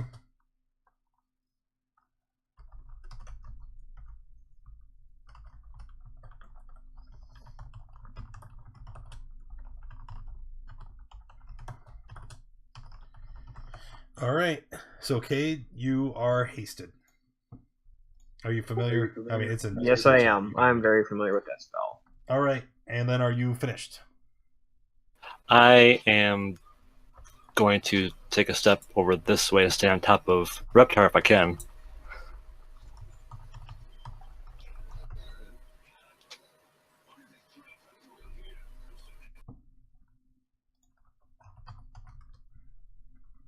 All right. Reptar, unconscious, succeeded a death save. Kate? Well, let's start by hitting the one I hit last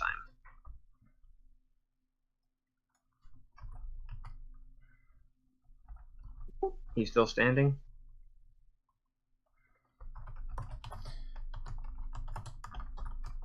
$14 for 18. Nope, he dies.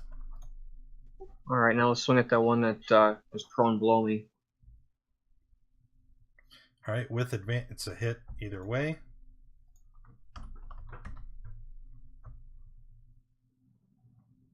He still looks alive. Let's hit him again. And another 10. Alright, he's still living. Sorry, Reptar. Trigger the aura. Reptar, that is another, that is a failed death save for you. And Helja, take 5 damage.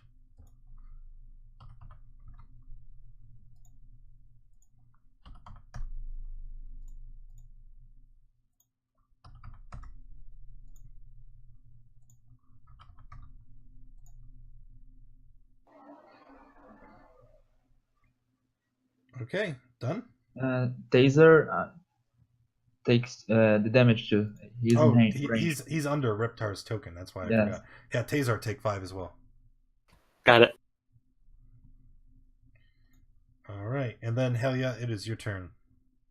Okay, I'm I going keep wanting to to. say your name as hell yeah. Like, Going to move here and attack the prone one time. okay, that is a hit for 14, possibly more. Snall is healing Reptar for 1 hit point. Thank you, Snall. Yeah, hey, you're not dead anymore. So 14, 13, 27 points of damage. That is a dead white. Actually, he would die on the first attack, so you can attack the guy on your right as well. So Okay. okay, I'll take it from there and add it back to here. All right, finished. Yes. The whites will take their turn now. This one on the far right here, he does. He really does enjoy attacking Reptar, so he's going to continue. Reptar, Miss.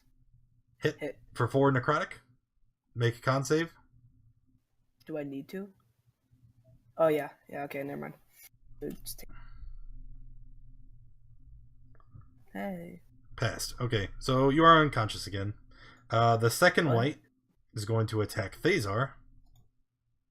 I'm casting shield. All right. It doesn't help, but I cast shield anyway.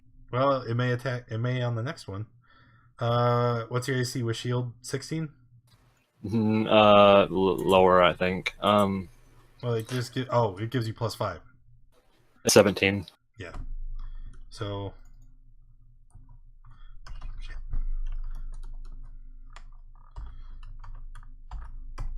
There we go. 17. So the first attack will hit you for 9 slashing, and then he's gonna follow up with the life drain, which still gets you. That's my luck. It's okay. Yeah. So take 7 necrotic and make a con save.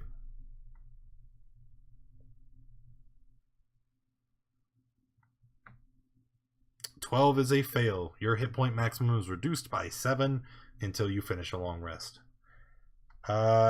Only one other white remaining.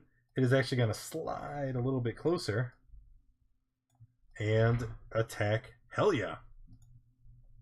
And miss. And ooh. Whoa. Oh, but it's a crit and it did 5 damage. So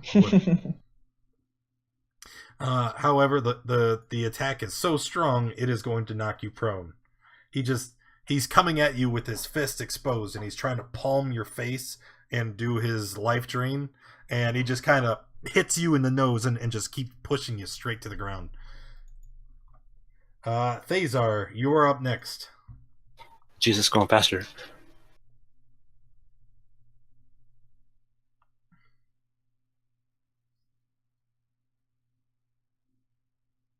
I'll firebolt the one below me. All right, so it is a hit.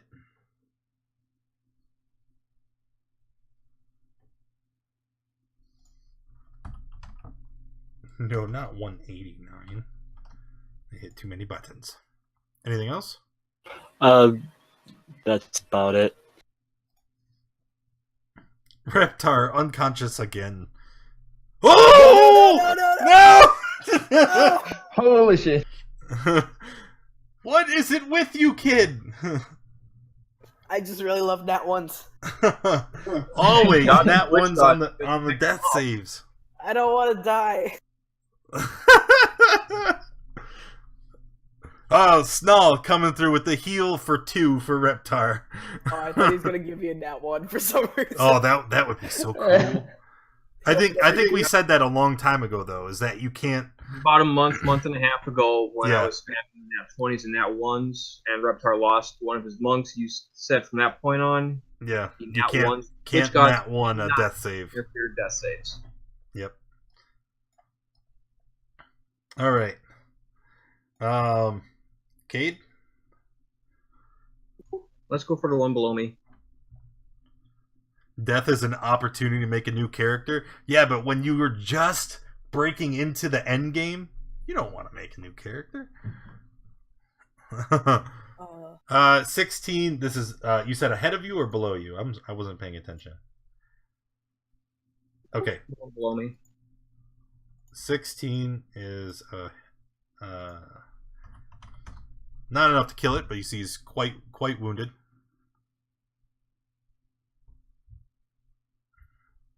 And then 15 will kill the white. Alright, let's hit the one next to me then. Audui. I hope I said that right. Thanks for the follow, man. Welcome. And then the one next to you for 14, and that outright kills him as whale. A whale? Well, I could talk good.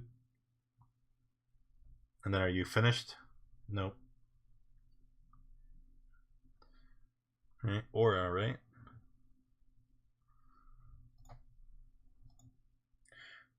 Move towards the only one still standing, and Twitch gods are going to hate me because I'm putting them back down. Trigger the aura.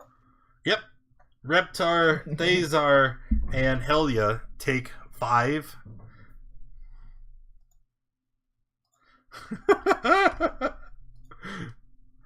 I get knocked down. I get up again. Alright, done? Yeah, you're done. Helia.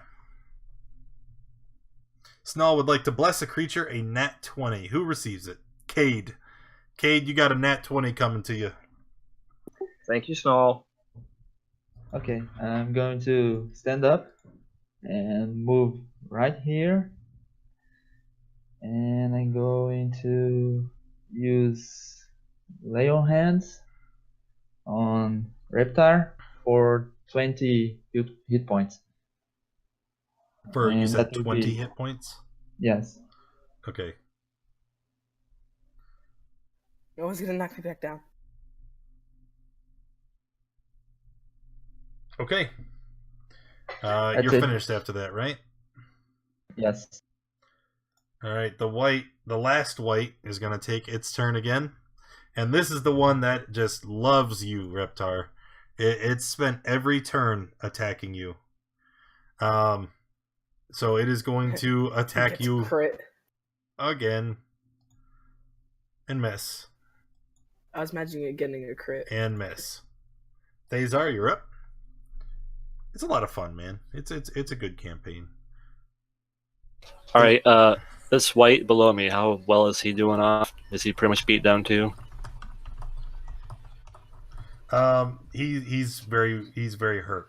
Like he remember the red dot signifies they're blooded, so Okay. they're below half health.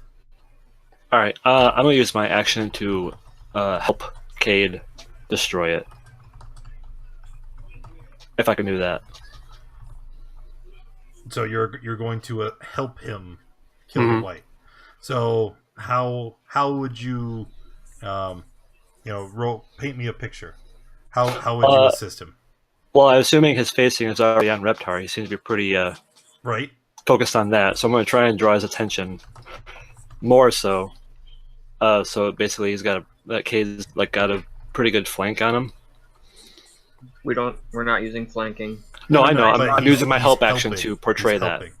So that's what he's doing. He's gaining his attention, so then you'll have advantage. Okay. Reptar is up next.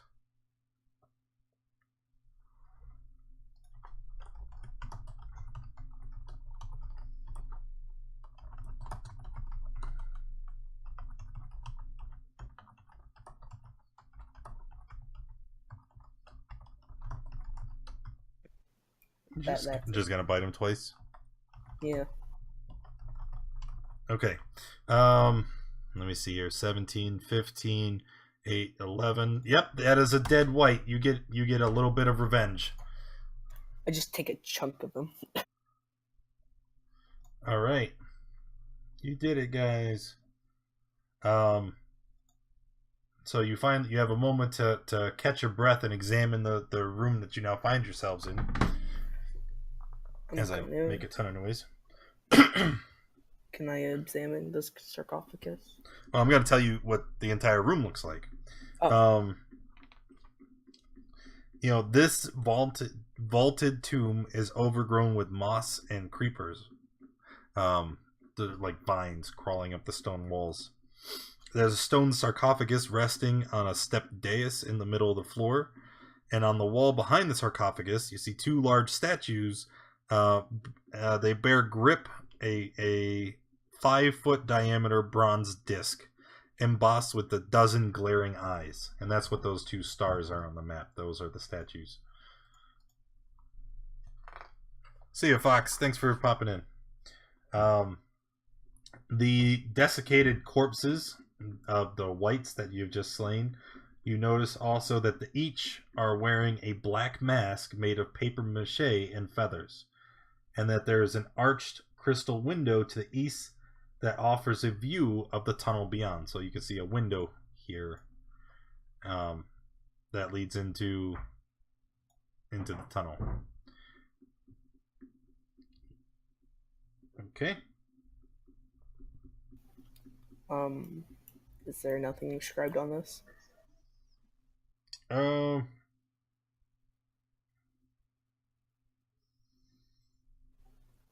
it looked like a sarcophagus. It is a sarcophagus. I told you it was a sarcophagus. But no, there's nothing fancy written on the top. No markings to indicate what might be inside. No pictures of gods. Nope.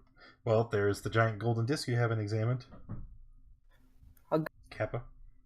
Is it like a gong type deal? No, not a gong. It's these statues are just holding this big golden disc. I'll go over and examine it. Okay. After looking at the disc for a moment, you notice that the eyes inscribed upon it are moving. The bronze pupils flick back and forth, scanning the tomb. I'm just gonna put up my hand, pull up my 2 fingers, and just like poke them. Okay, that doesn't do anything because they're made of bronze. Oh. They were moving, so I thought they were living, and poke a living thing in the eye, I'm sure wouldn't be happy.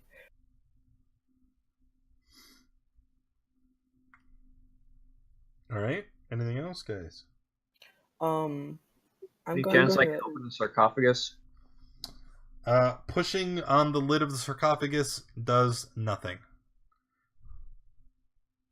Didn't you say the skeleton had something on his head? All of the skeletons here are wearing black masks of paper mache and feathers. No, I mean the one that was like sprinting really fast. He is different. It's not. He had a marking of like a key on his head, and if you go and look at his corpse, you see that as you're looking down at the dead skeleton on the ground, the entire skeleton begins to rot and wither away, almost liquefying. All of it except for the skull and the spine, which seem to have twisted and misshapen. Well, I'm gonna grab that and take it over to the bronze eyes and like show it to them. Nothing happens.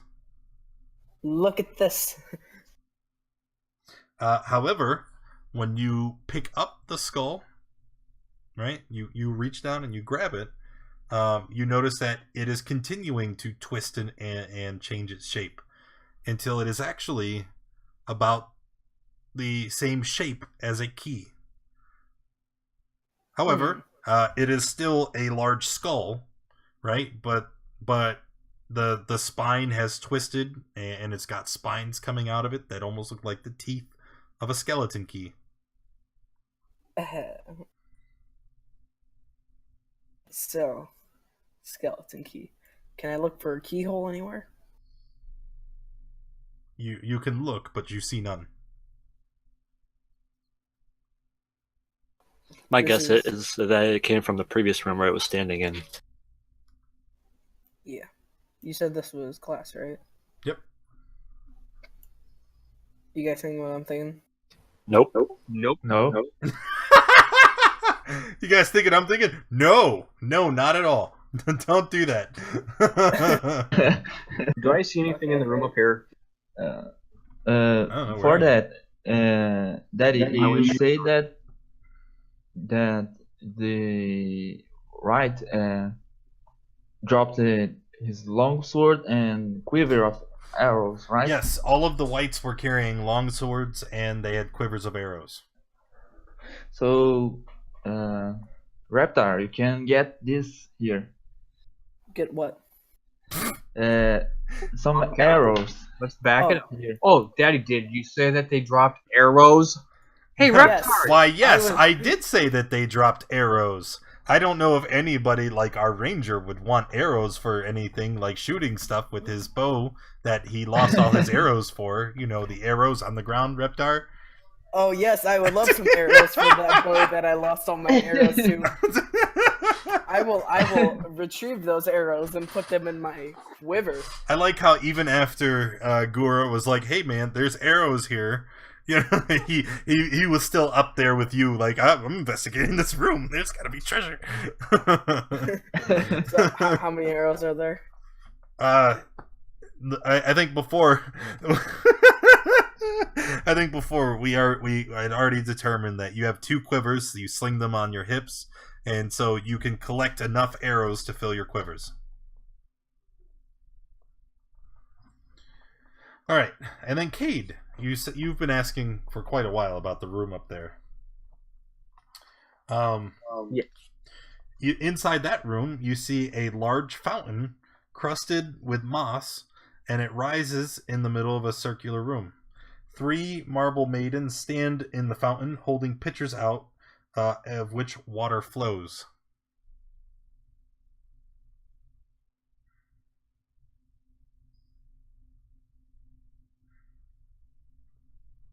I'm gonna go back. Alright. Nothing resembling a key or any door or anything like that. No, but hold on.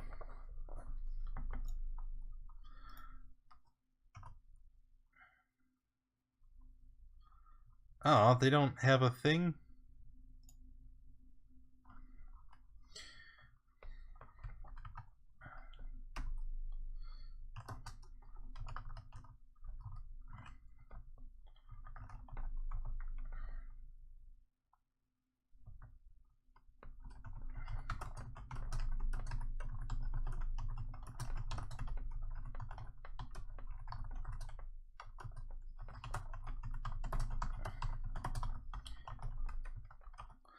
Okay.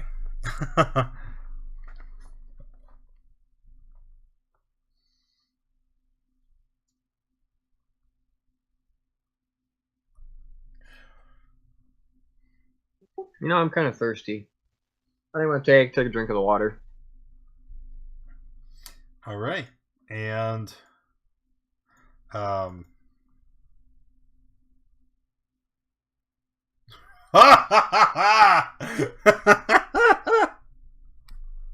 What the hell? oh man. Okay. You know what? I want to show this. I can't. It's too bright. Let me see if I have a handout I can pull up on the stream. Okay. First thing that happens is you start to feel very strange. Feel kind of tingly. Not in a bad way. It's actually a very pleasant tingly. But it's just strange. Where is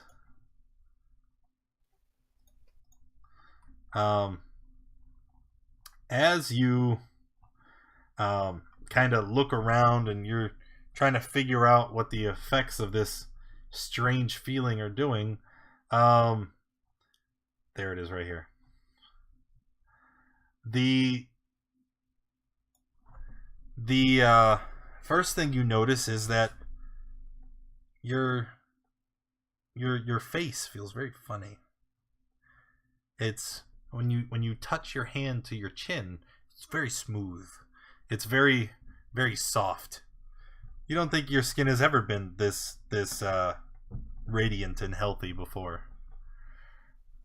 Do we see anything changing while we're looking at Cade? You do.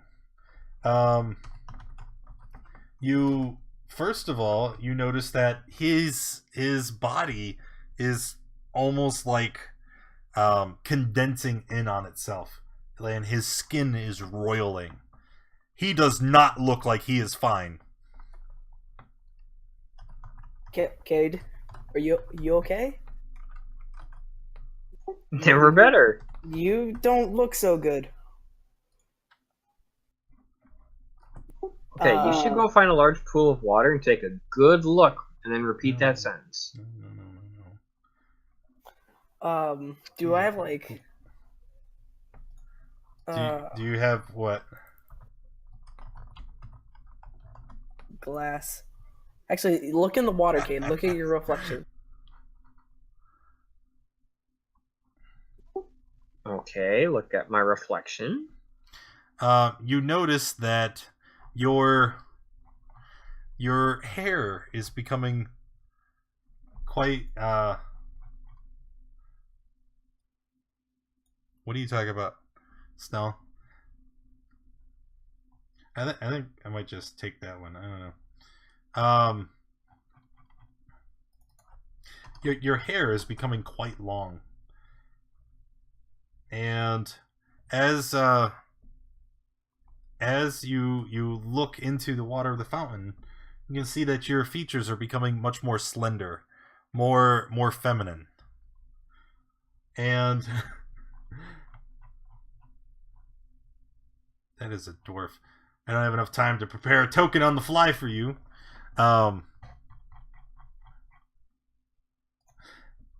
as you look down, you see certain parts of your anatomy have definitely changed. And Cade, screw it, we're taking this one, is now a woman. Permanently. Indefinitely. Does he still sound like Cade? It's still a very... No, this is not a wild surge. This is part of the dungeon.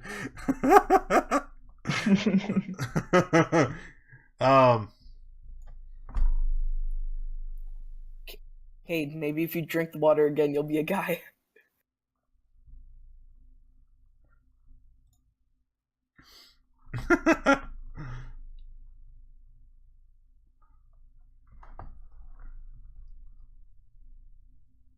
Cade? Hello? He hasn't Yes. said- He's in shock.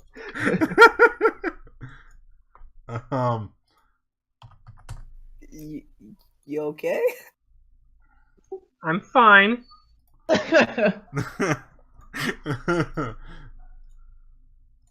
Maybe you should take another sip of that water. I took the first sip, and this happened. I'm not sure that's a good idea. If you take another one, I'm sure you'll go back. Do it.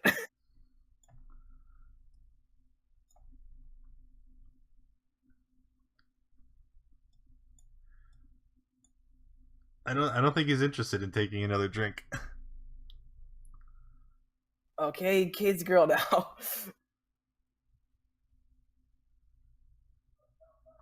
I'm gonna go in here and figure out what everybody's attention is directed at. Hey, Rep, who's the chick? I have no idea. She just appeared. Do you mind explaining yourself? Reptar, what do you mean, explain myself? I've been with you for years!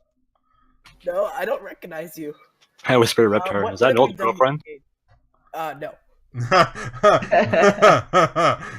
No! Not okay! So, what have you done with Cade, miss? No, you definitely know it's Cade. You saw him warp and change. Thazar doesn't know that. He's also So, not a dummy?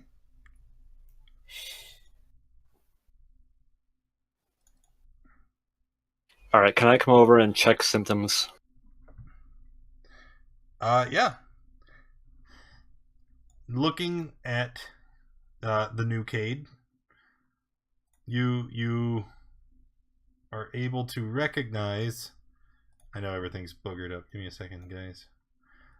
You're able to recognize that it is indeed Cade. You know that the you notice that the clothes is the same, the equipment is the same.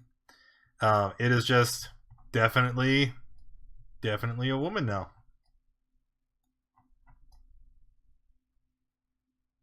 Can I do an Arcana to see if I've seen this before, and possibly how to reverse it? Well, as far as seen it before, no, you don't know this spell in particular. However, you do know that in a lot of cases, a greater restoration will undo the effects of spells like these.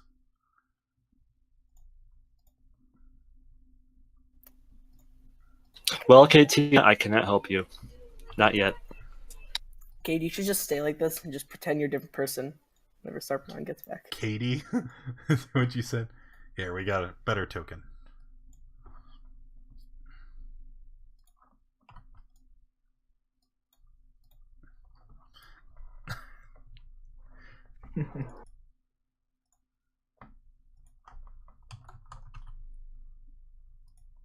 So let's continue on. Well, I've got no vision, so Yeah, you gotta hang on 1 second. I'm trying to get everything set up.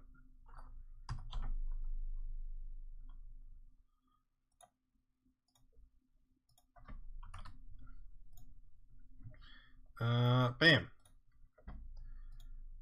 And then the last thing to do, nobody's sure they want to take another sip from the fountain. Can I look at the fountain and determine whether the water has to be drank before it comes to effect, or is it a touch thing? Well, everybody's seen Cade drink it, and then bad things happen. So you can reasonably assume that you have to drink the water. Thazar, drink it for science.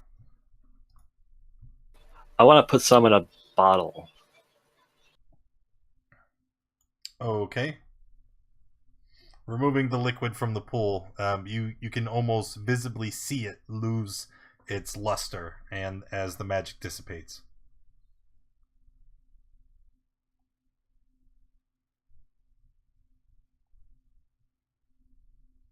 So you have water at least. I'm gonna take out my lizard, Skipper, and I'm gonna see if I can get him to drink from the pool. Just see what would happen.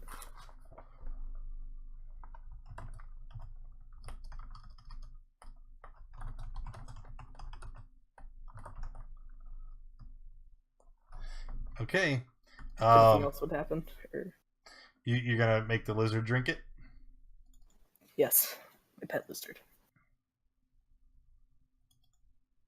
It doesn't have any noticeable difference. Well, I just pick him back up and put him on my shoulder. Her. Her.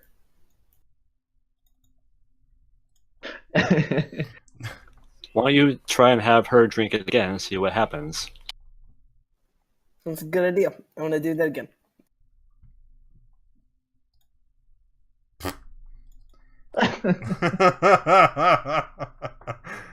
What Do is anything? what is with this D4? It seems to revert back to normal. Okay, drink the water. You'll go back to normal.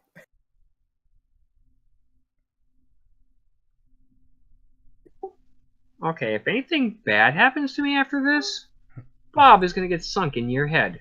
Take a sip. Do it for science. And my life.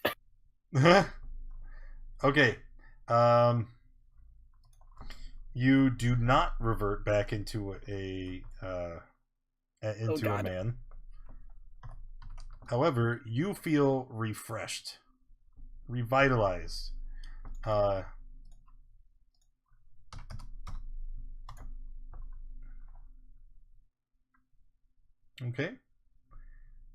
I don't know if you noticed what I did or not, but I prefer not to say it out loud. So I'm gonna. You didn't drink enough. You Drink didn't more. Drink more. Jump in. Maybe that'll boost its effects. Yes, drink the whole fountain.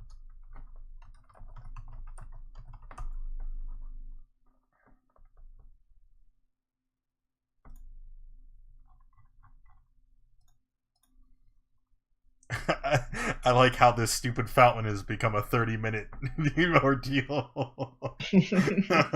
It's science.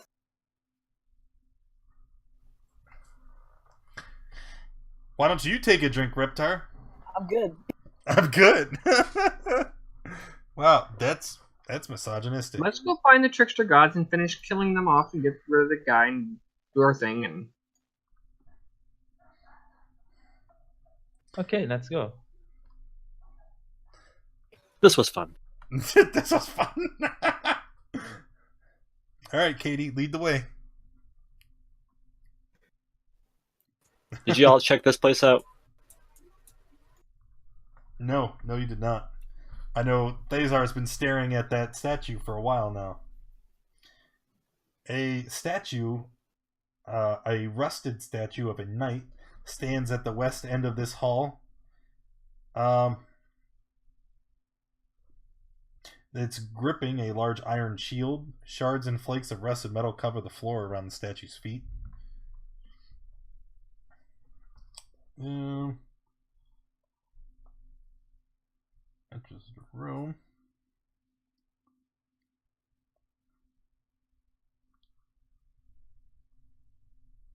Oh, it's just yeah. Okay, so hell yeah.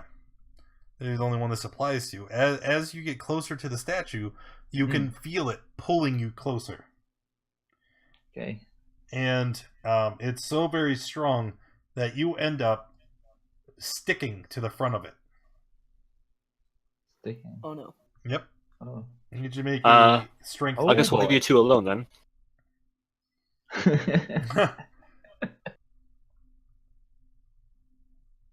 Here, just in case. Everybody's just gonna leave you. All right, bye. Okay. No, bye. I'm just afraid someone's gonna attack, and I'm getting ready. Actually, I'm gonna try to help pull her off. Okay, it's gonna be a strength check.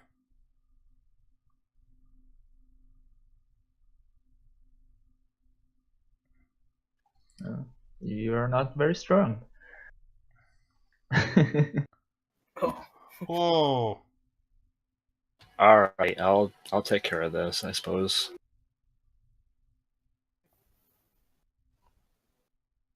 Can I at least determine what's happening? Yeah. The statue is it's attracting the metal of the armor that Helia is wearing.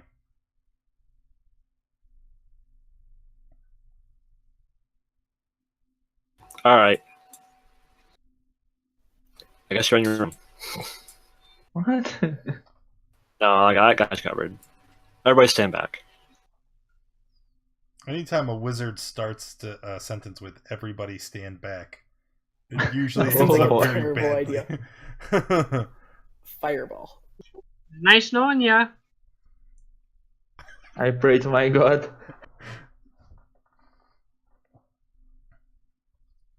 All right, I cast polymorph and turn you into a mouse. Okay, so he turns into a mouse, falls out of the armor, and is scurrying along the floor. I'm going to pick the mouse up. Well, you're melting in the new form. Yes, it would normally. Ah. Well, at least you're away from that statue. Let's move on. Can I pick up the mouse? Sure. I'm gonna pocket the mouse. I don't want the mouse and the lizard to get too affiliated. I don't want to be eaten.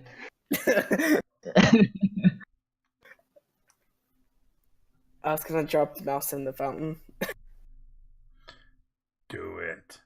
You would Okay. drown the mouse? I'm not gonna drown the mouse. I'm gonna drop it in the fountain. It could What swim kind of out. sociopath are you? As you I'm guys not are a standing sociopath. here, I hate to break this up, but as you guys are standing here, you can see Helia's armor still stuck to the statue, and you can hear something. It's a very strange sound. It's almost like sand, sprinkling onto the stone of the ground. Hey guys, where do you think all that rust came from?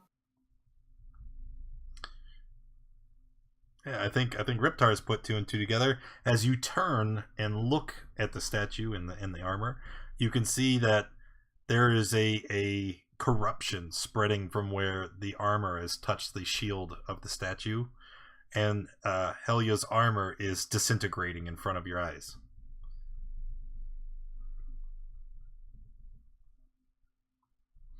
In a matter of moments, it is completely destroyed. I'll turn around. I'll get you replacements when we get out of here. I'm picking up the mouse and dropping it in the fountain. Oh yeah, you're a mouse. Never mind. You're in my pocket. Wait, whose pocket is the mouse in? Yours. You said you My pocketed pocket. it. Dang it. You have your own pet. I have mine.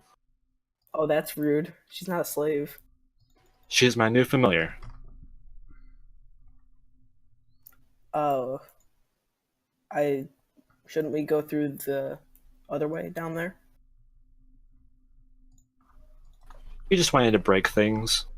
I want to break the glass, okay? Plus, I have this weird key thing, and What? it'll work on the other side. All right, I'll help you. You go down there and you break through the glass. I will cast message on you, and you tell me what happens.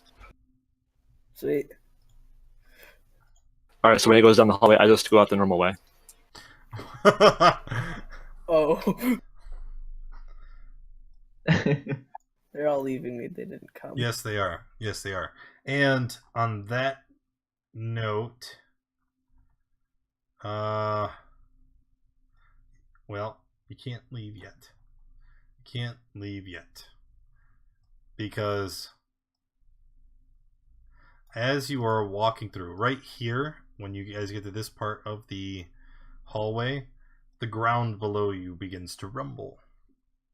And as it does, you see a crack forming in the ground underfoot.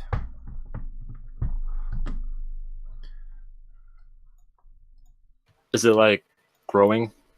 Like it's splitting the road? No, it's not. Why are you guys clumping up? Knock it off.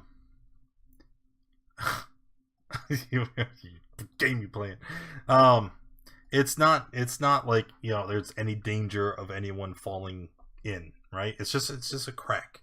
But It's just a disturbance in the as force. you look at it, you see droplets of water beginning to bead and push up through the crack. And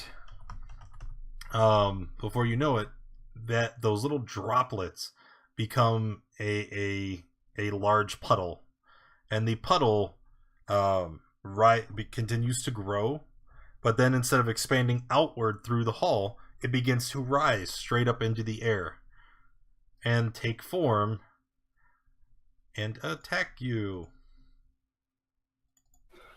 Damn it, Reptar! What did you break now? I didn't break anything. It was totally Reptar's fault. It wasn't Reptar's fault. I'm pretty sure that if I say it was, it was. Actually, this is wild magic. Cade, Helja, Reptar. Who are we waiting on? Thazar. There you go. And Water Elemental. J start. Descending. Katie, you're up first. Giving nat 20 on the elemental. An inspiration on the elemental. Okay. Thank you, Spoopy. I'll put that right there. Alright, Cade, you can continue with your turn.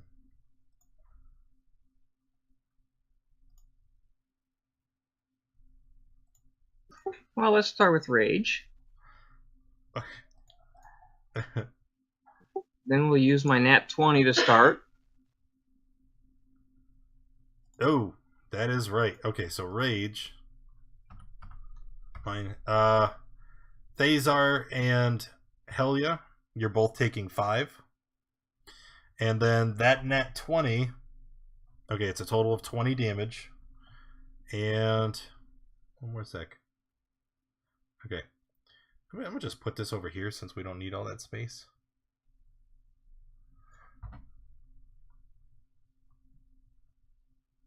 Okay. And I need to hit this button.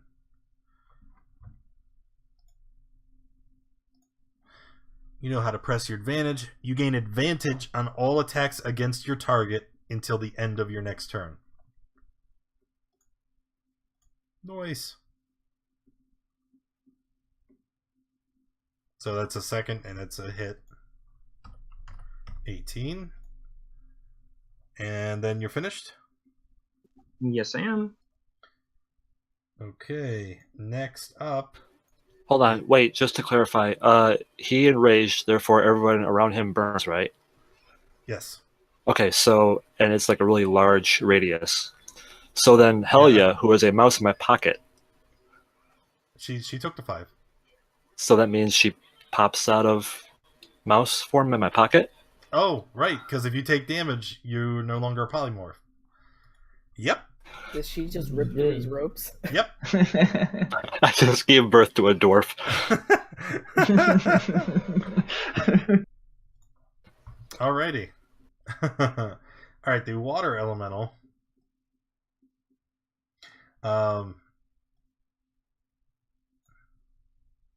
Is going to just slide forward. Right? And it can occupy your guys' space because it is water. It doesn't have a corporeal form. And it is going to use its action for Whelm. Each creature in the elemental space must make a strength saving throw. On a failure, you're going to take bludgeoning damage because it's, you know, like a tidal wave running into you. And then you will be grappled as you are swimming inside the elemental's mass and drowning. So I need both of you. I've got Thazar. advantage, right? Yeah, huh? I have advantage because my crit, right? I think the crit said all attacks against the target, not saves. Then I'm going to use the inspiration I was given earlier. Didn't need it, but hey. Okay, so you passed. Okay,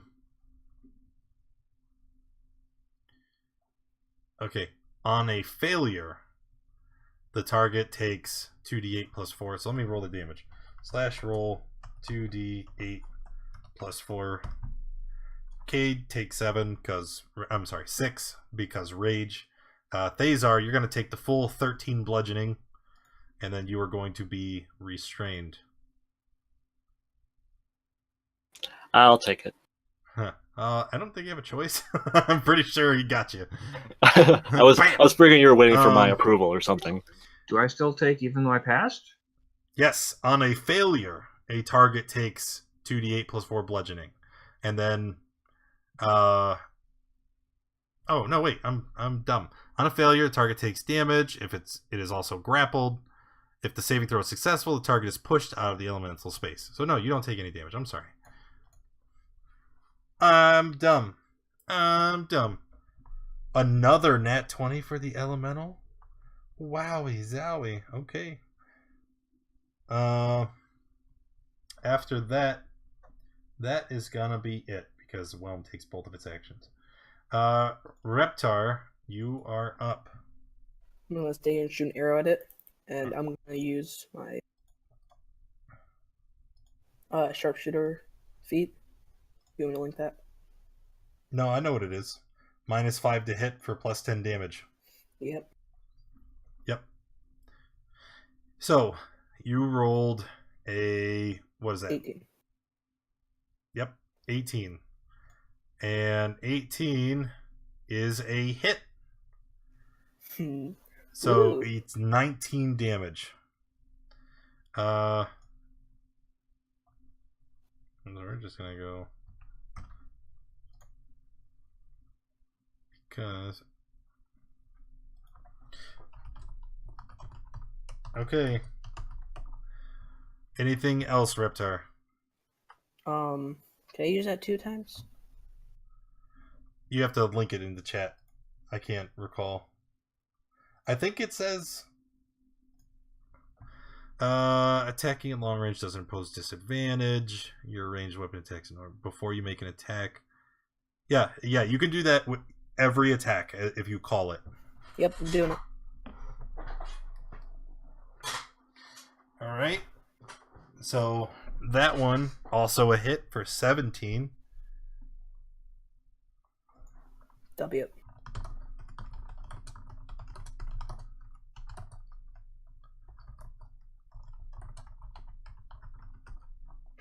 All right.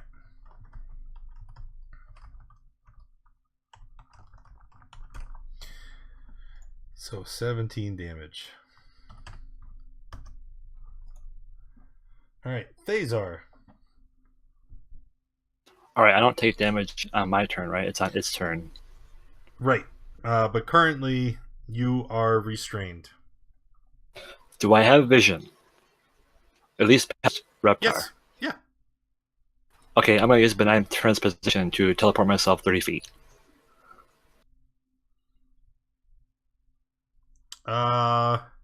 Maybe.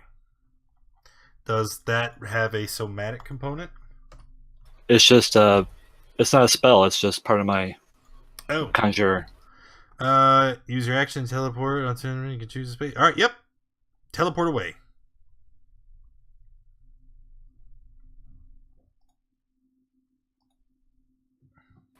And I will rest here. Oh my god, you were at 1. That's so funny. Alright, let's get rid of all those thingies. Hell yeah. Okay, I'm going to use my longsword 2 times. Fumble. Well, let's do the fumble first. Yes. Okay. You get tangled over your enemy and you fall over. You're knocked prone. Your movement speed is reduced to 0. And your target must succeed a dexterity check or they are also knocked prone. Okay. So you kind of lunge in and you you just kind of fall into the elemental. If you're lucky though, you might get to take him with you. So let's see. Needs to make a dex check. Passed. So you are prone, your movement is 0, so you can't stand back up this turn. You can still attack, but since you're attacking from a prone position, you're going to have disadvantage. All right? Okay. So 11 is a miss. Okay. All right. Finished? Finished. All right, up next, Katie with a nat 1.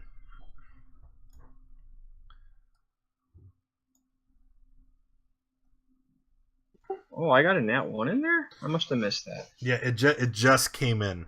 Just came in. No, you didn't. Okay.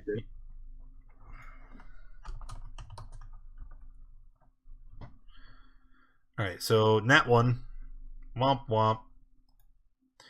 You lose your grip on your as you attack, roll a dex check, or drop your weapon.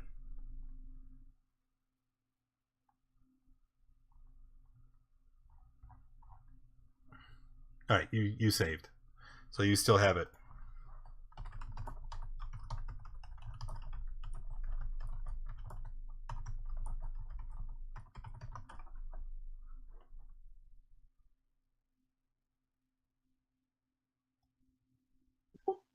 Hit him again. Trigger the aura.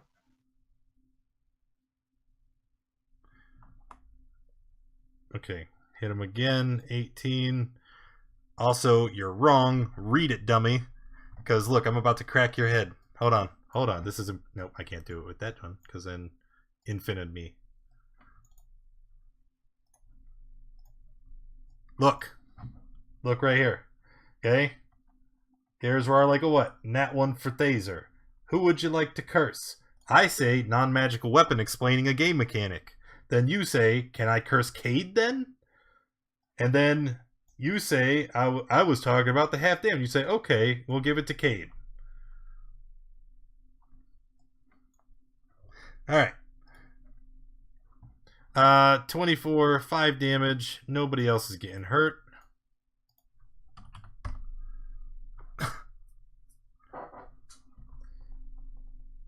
And then, are you done? I'll finish my turn there. I have to get rid of your 1. Boom. Alright. What do you mean I passed again? Did you put in a second one while you were still trying to figure out the first one? Actually, he does have a second nat 1 in there. Alrighty. And that one is on Thazar. Where is it? There it is. There's so many nat 1s. Alright. Elemental is going to attack. And the Elemental has 2 nat 20s on his next swings. So, where should my Elemental attack? Where should it go?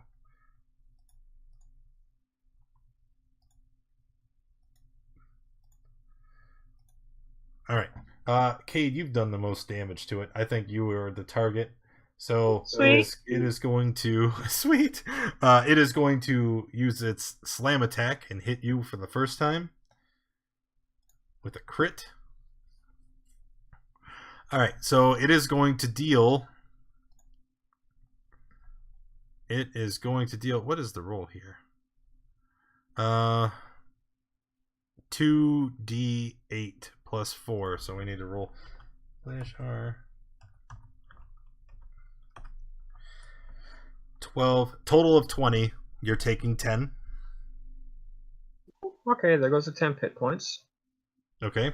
And then for the critical effect, the Elemental is going to choose to automatically succeed at grappling you. So now you are grappled, and inside of it, it likes you inside. And then it's going to punch in through its own stomach and into you with the second attack. So here it is. We know it's a nat 20, so I have to run another 2d8. Can I just up? No. /R2d. 1 and 1. Look at that. 11, 12, 13. You're going to take another 6 bludgeoning damage. And then the critical effect. In addition to be restrained and inside the elemental, you are also prone, I guess. Lincoln lizards. Oh, buddy. Now, Alex, before you blow all your biddies, buddy, you need to know Spoopy da Doopy was the one that boned you guys yesterday, and she plays tomorrow. So keep that in mind. Restrained, sure. All right. And Reptar, you are up. What would you like to do with all that, though, since you are cheering right now? Shoot him with longbow.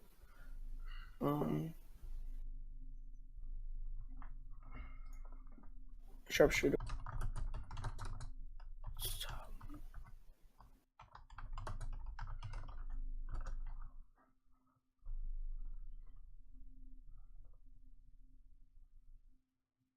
That's a miss and a miss. Okay. Thazar? I is gonna drink a healing potion. Okay. As money, man, you gotta figure it out. I'm only in the middle of managing a game. Tell me how many that is and where they're going.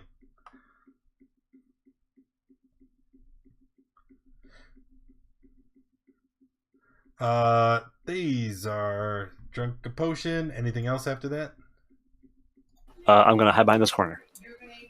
Run away! And then I'm done. 10 nat ones. Oh, jeez.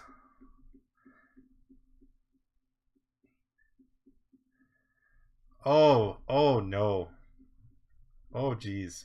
Helja, it is your turn. Okay, So, I'm going to one, stand up and two, use my three, longsword twice.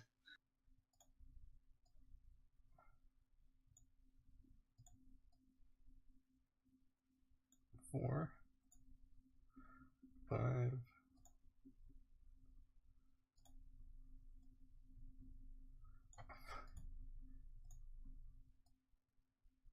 6,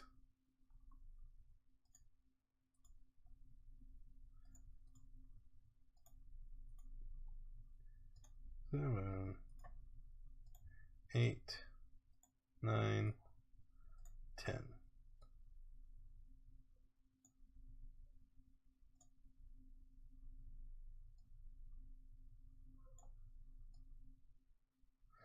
My God, man. You're a monster.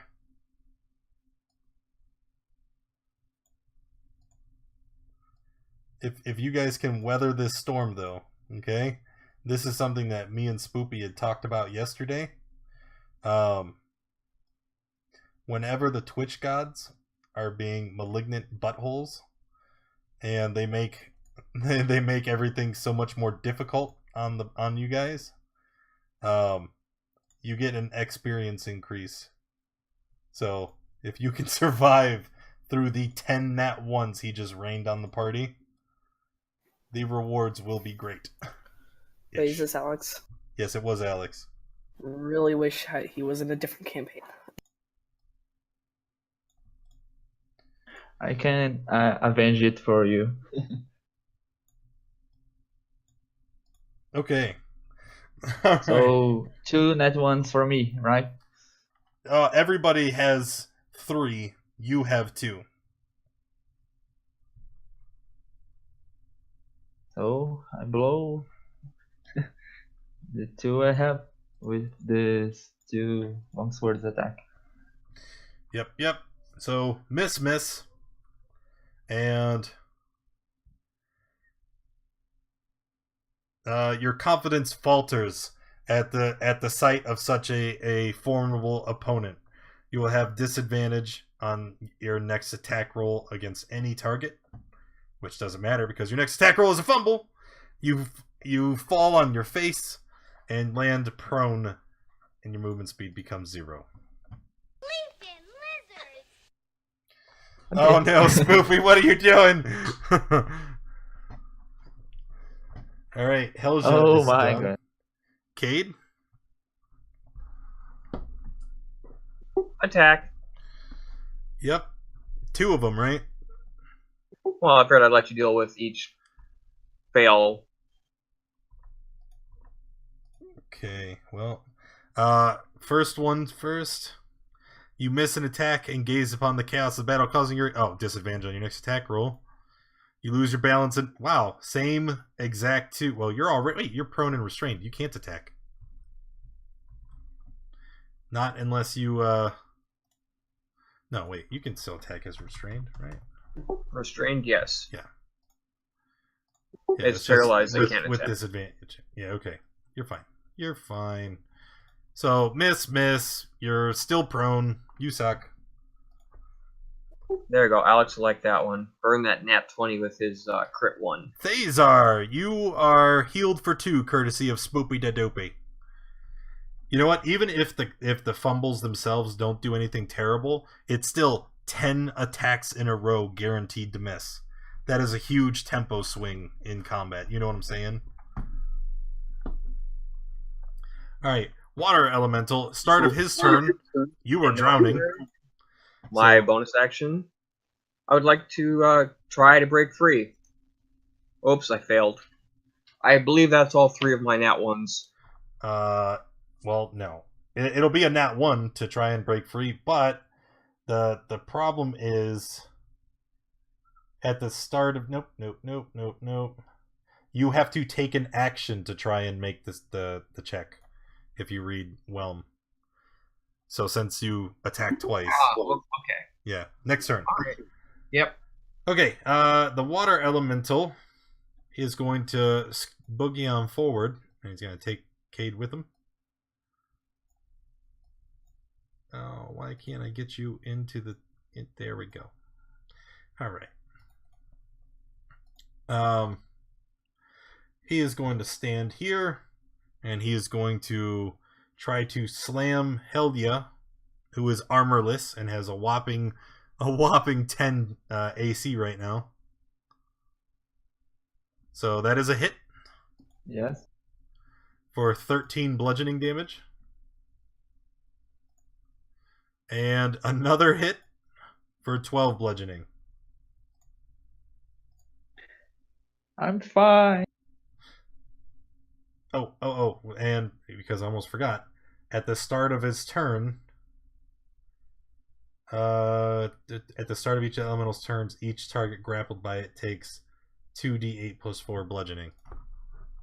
Let's roll 2d8 and 4. So Cade takes 3. Is that 2d8 plus 4 like drowning or? No, it's bludgeoning damage because he's beating them up with rushing water.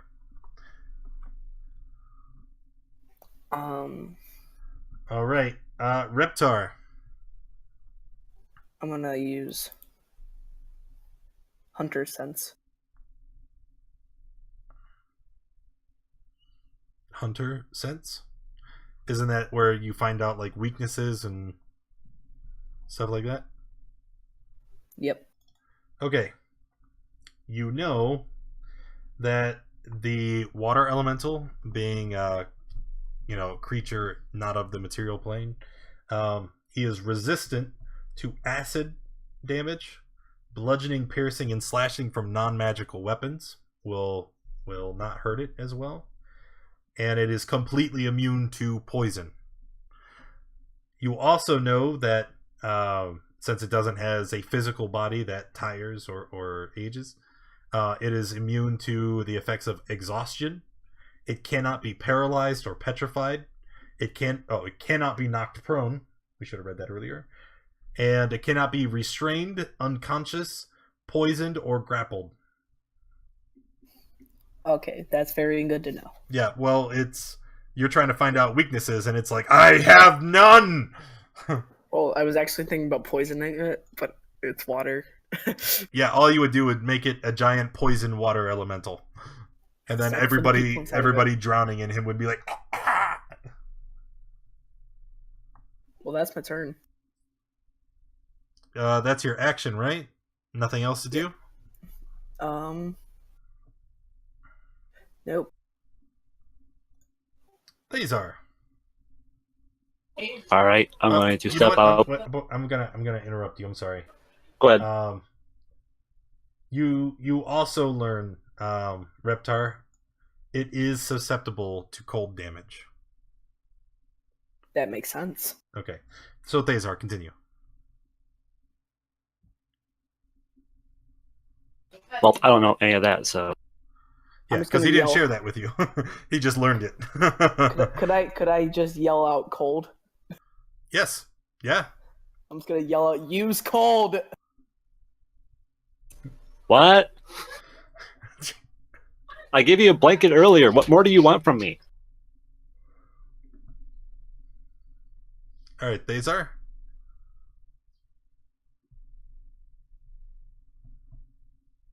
Oh, Damn it, forgot. Healed it for 7. You monster.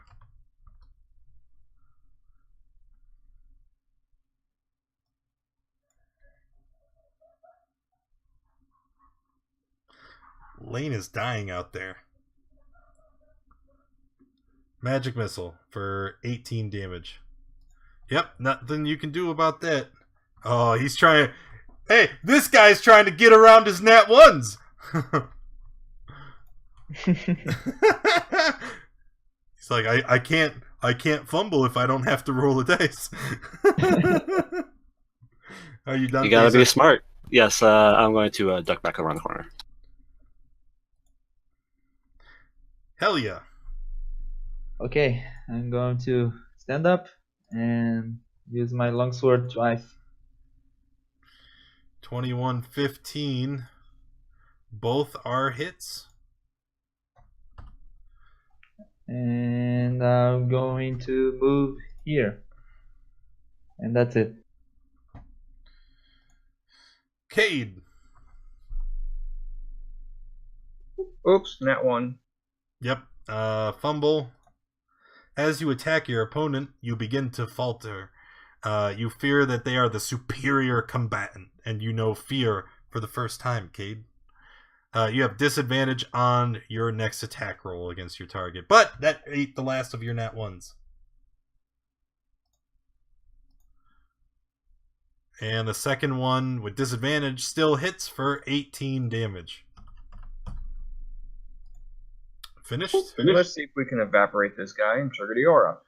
Okay, Helia and Reptar take 3.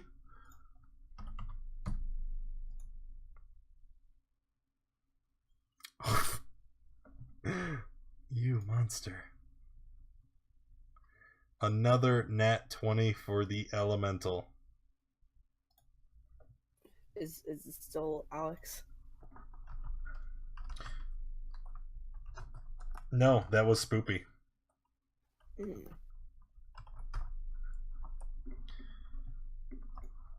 That's all right. The water elemental will take its turn. At the start of its turn, shoot. Oh, there it was. Cade, you're gonna take 4 bludgeoning because you're still being restrained and grappled and all that nonsense. Another. No, that's the one I just did. Now it's going to attack first with a nat 20. And it's going to attack Eeny, Meeny, Miny, Reptar. This dream will live the flush life. Why are you doing this? Healing the monster. Healing the monster. Go ahead and roll them dice, baby. Roll them dice. So here's an attack against Reptar. It's a crit. Oh my gosh. Take 24 bludgeoning damage. Nighty-night.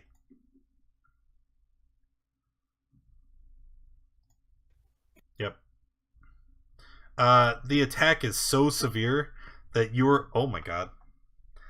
That you are going to have a unit of exhaustion. It takes all the wind out from under you. Oh my gosh. Yes. So... Does that count as a death death fail? No, I think disadvantage on death saves comes later. Dude, you just gotta wait a minute. What the hell am I doing?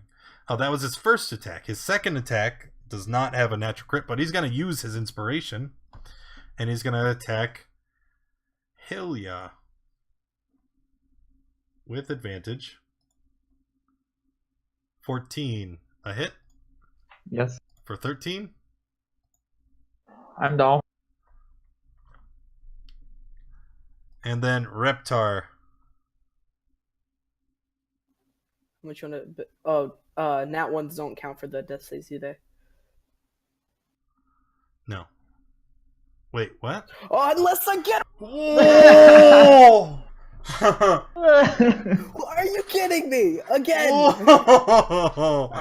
Oh my god. Someone save the kid. What did you do, man? You must have racked up some serious bad karma.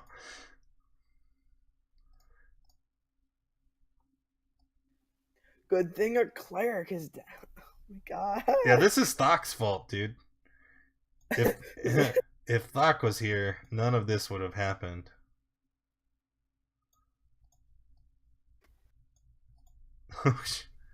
No, gonna no, start but writing look, he's got 2 fails. So if he gets one more failed death save, Reptar will be joining the graveyard in Discord. Woo! All right. Thazar.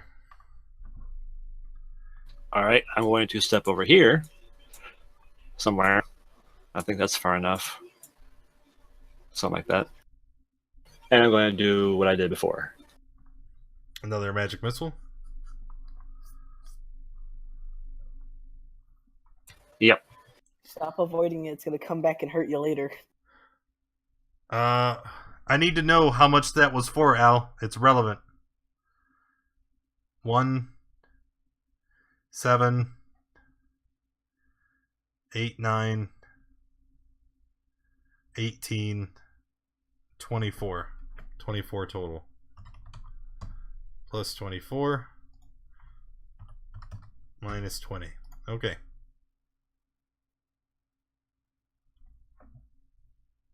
The NPC dies, I guess they don't have to share. Right? Yeah. Alright, Thazar, are you finished?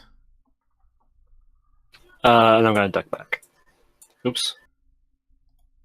Yeah, there we go. I'm done. Hell yeah. Okay. Alright, that's a pass. That's it. Spoopy, healing Reptar for 7. Get up, you kooky kid. Thank you. Cade? Reckless attack.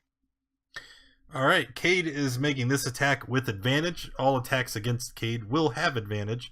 So, but since you're prone, you're just going to be a normal attack. Which is a hit. So, minus 18. And the second swing is enough to finish off the elemental. As you slice through it with your second swing from your mighty battle axe, you see that the creature just loses its solidity. It just falls to the ground and disappears. It's just a giant puddle. I have seen death so many times.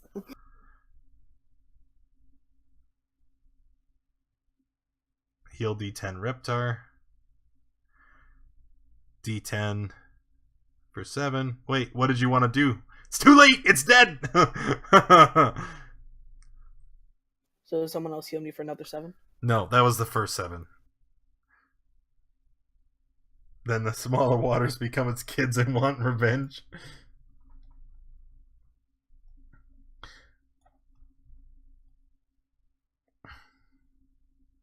Alright, coast is clear, guys. I'm drinking my last potions.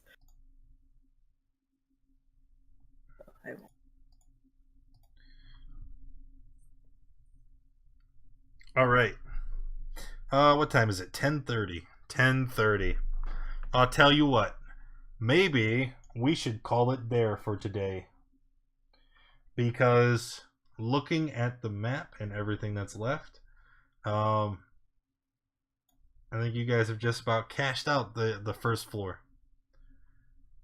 So when we come back next time, hopefully Thok has figured out his internet issues. He'll come back, and we can go down to level 2 of the Tomb of the Nine Gods. However, the nat 1s and 20s that are hanging will not go away. They will still be there when we come back next week. So Junior and Inquisitor, you guys both have 3 nat 1s still hanging. So Well, Reptar would have used his if he wasn't taking so many dirt naps. Yeah. yeah, he would have. I'm just... I was kind of glad at first. I'm glad they don't count as death saves, and then I rolled.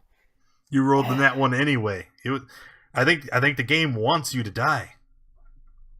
It's destined. Reptar has to join the graveyard. All right. Thanks everybody who came and hung out with us today. Appreciate you being here. If you enjoyed the stream, make sure you hit that follow button. If you haven't already, check out the schedule of events. We play all throughout the week. Wednesdays is character creation. Thursdays is Adventure League. Fridays is it alternates between Through the Yawning Portal and the Horde of the Dragon Queen. Saturday mornings we play Adventure League again, and then Saturday evenings we play Tomb of Annihilation. And then on Sundays, we also play the Curse of Strahd. So check out that schedule. Come hang out with us. Join our Discord. We hang out in there and talk about D&D and other stuff all throughout the week. So again, appreciate you, especially you guys who have cheered and donated and followed today. You're the best. I will see you in the morning. And then I have to figure out all the XP because it's a crazy, crazy, crazy.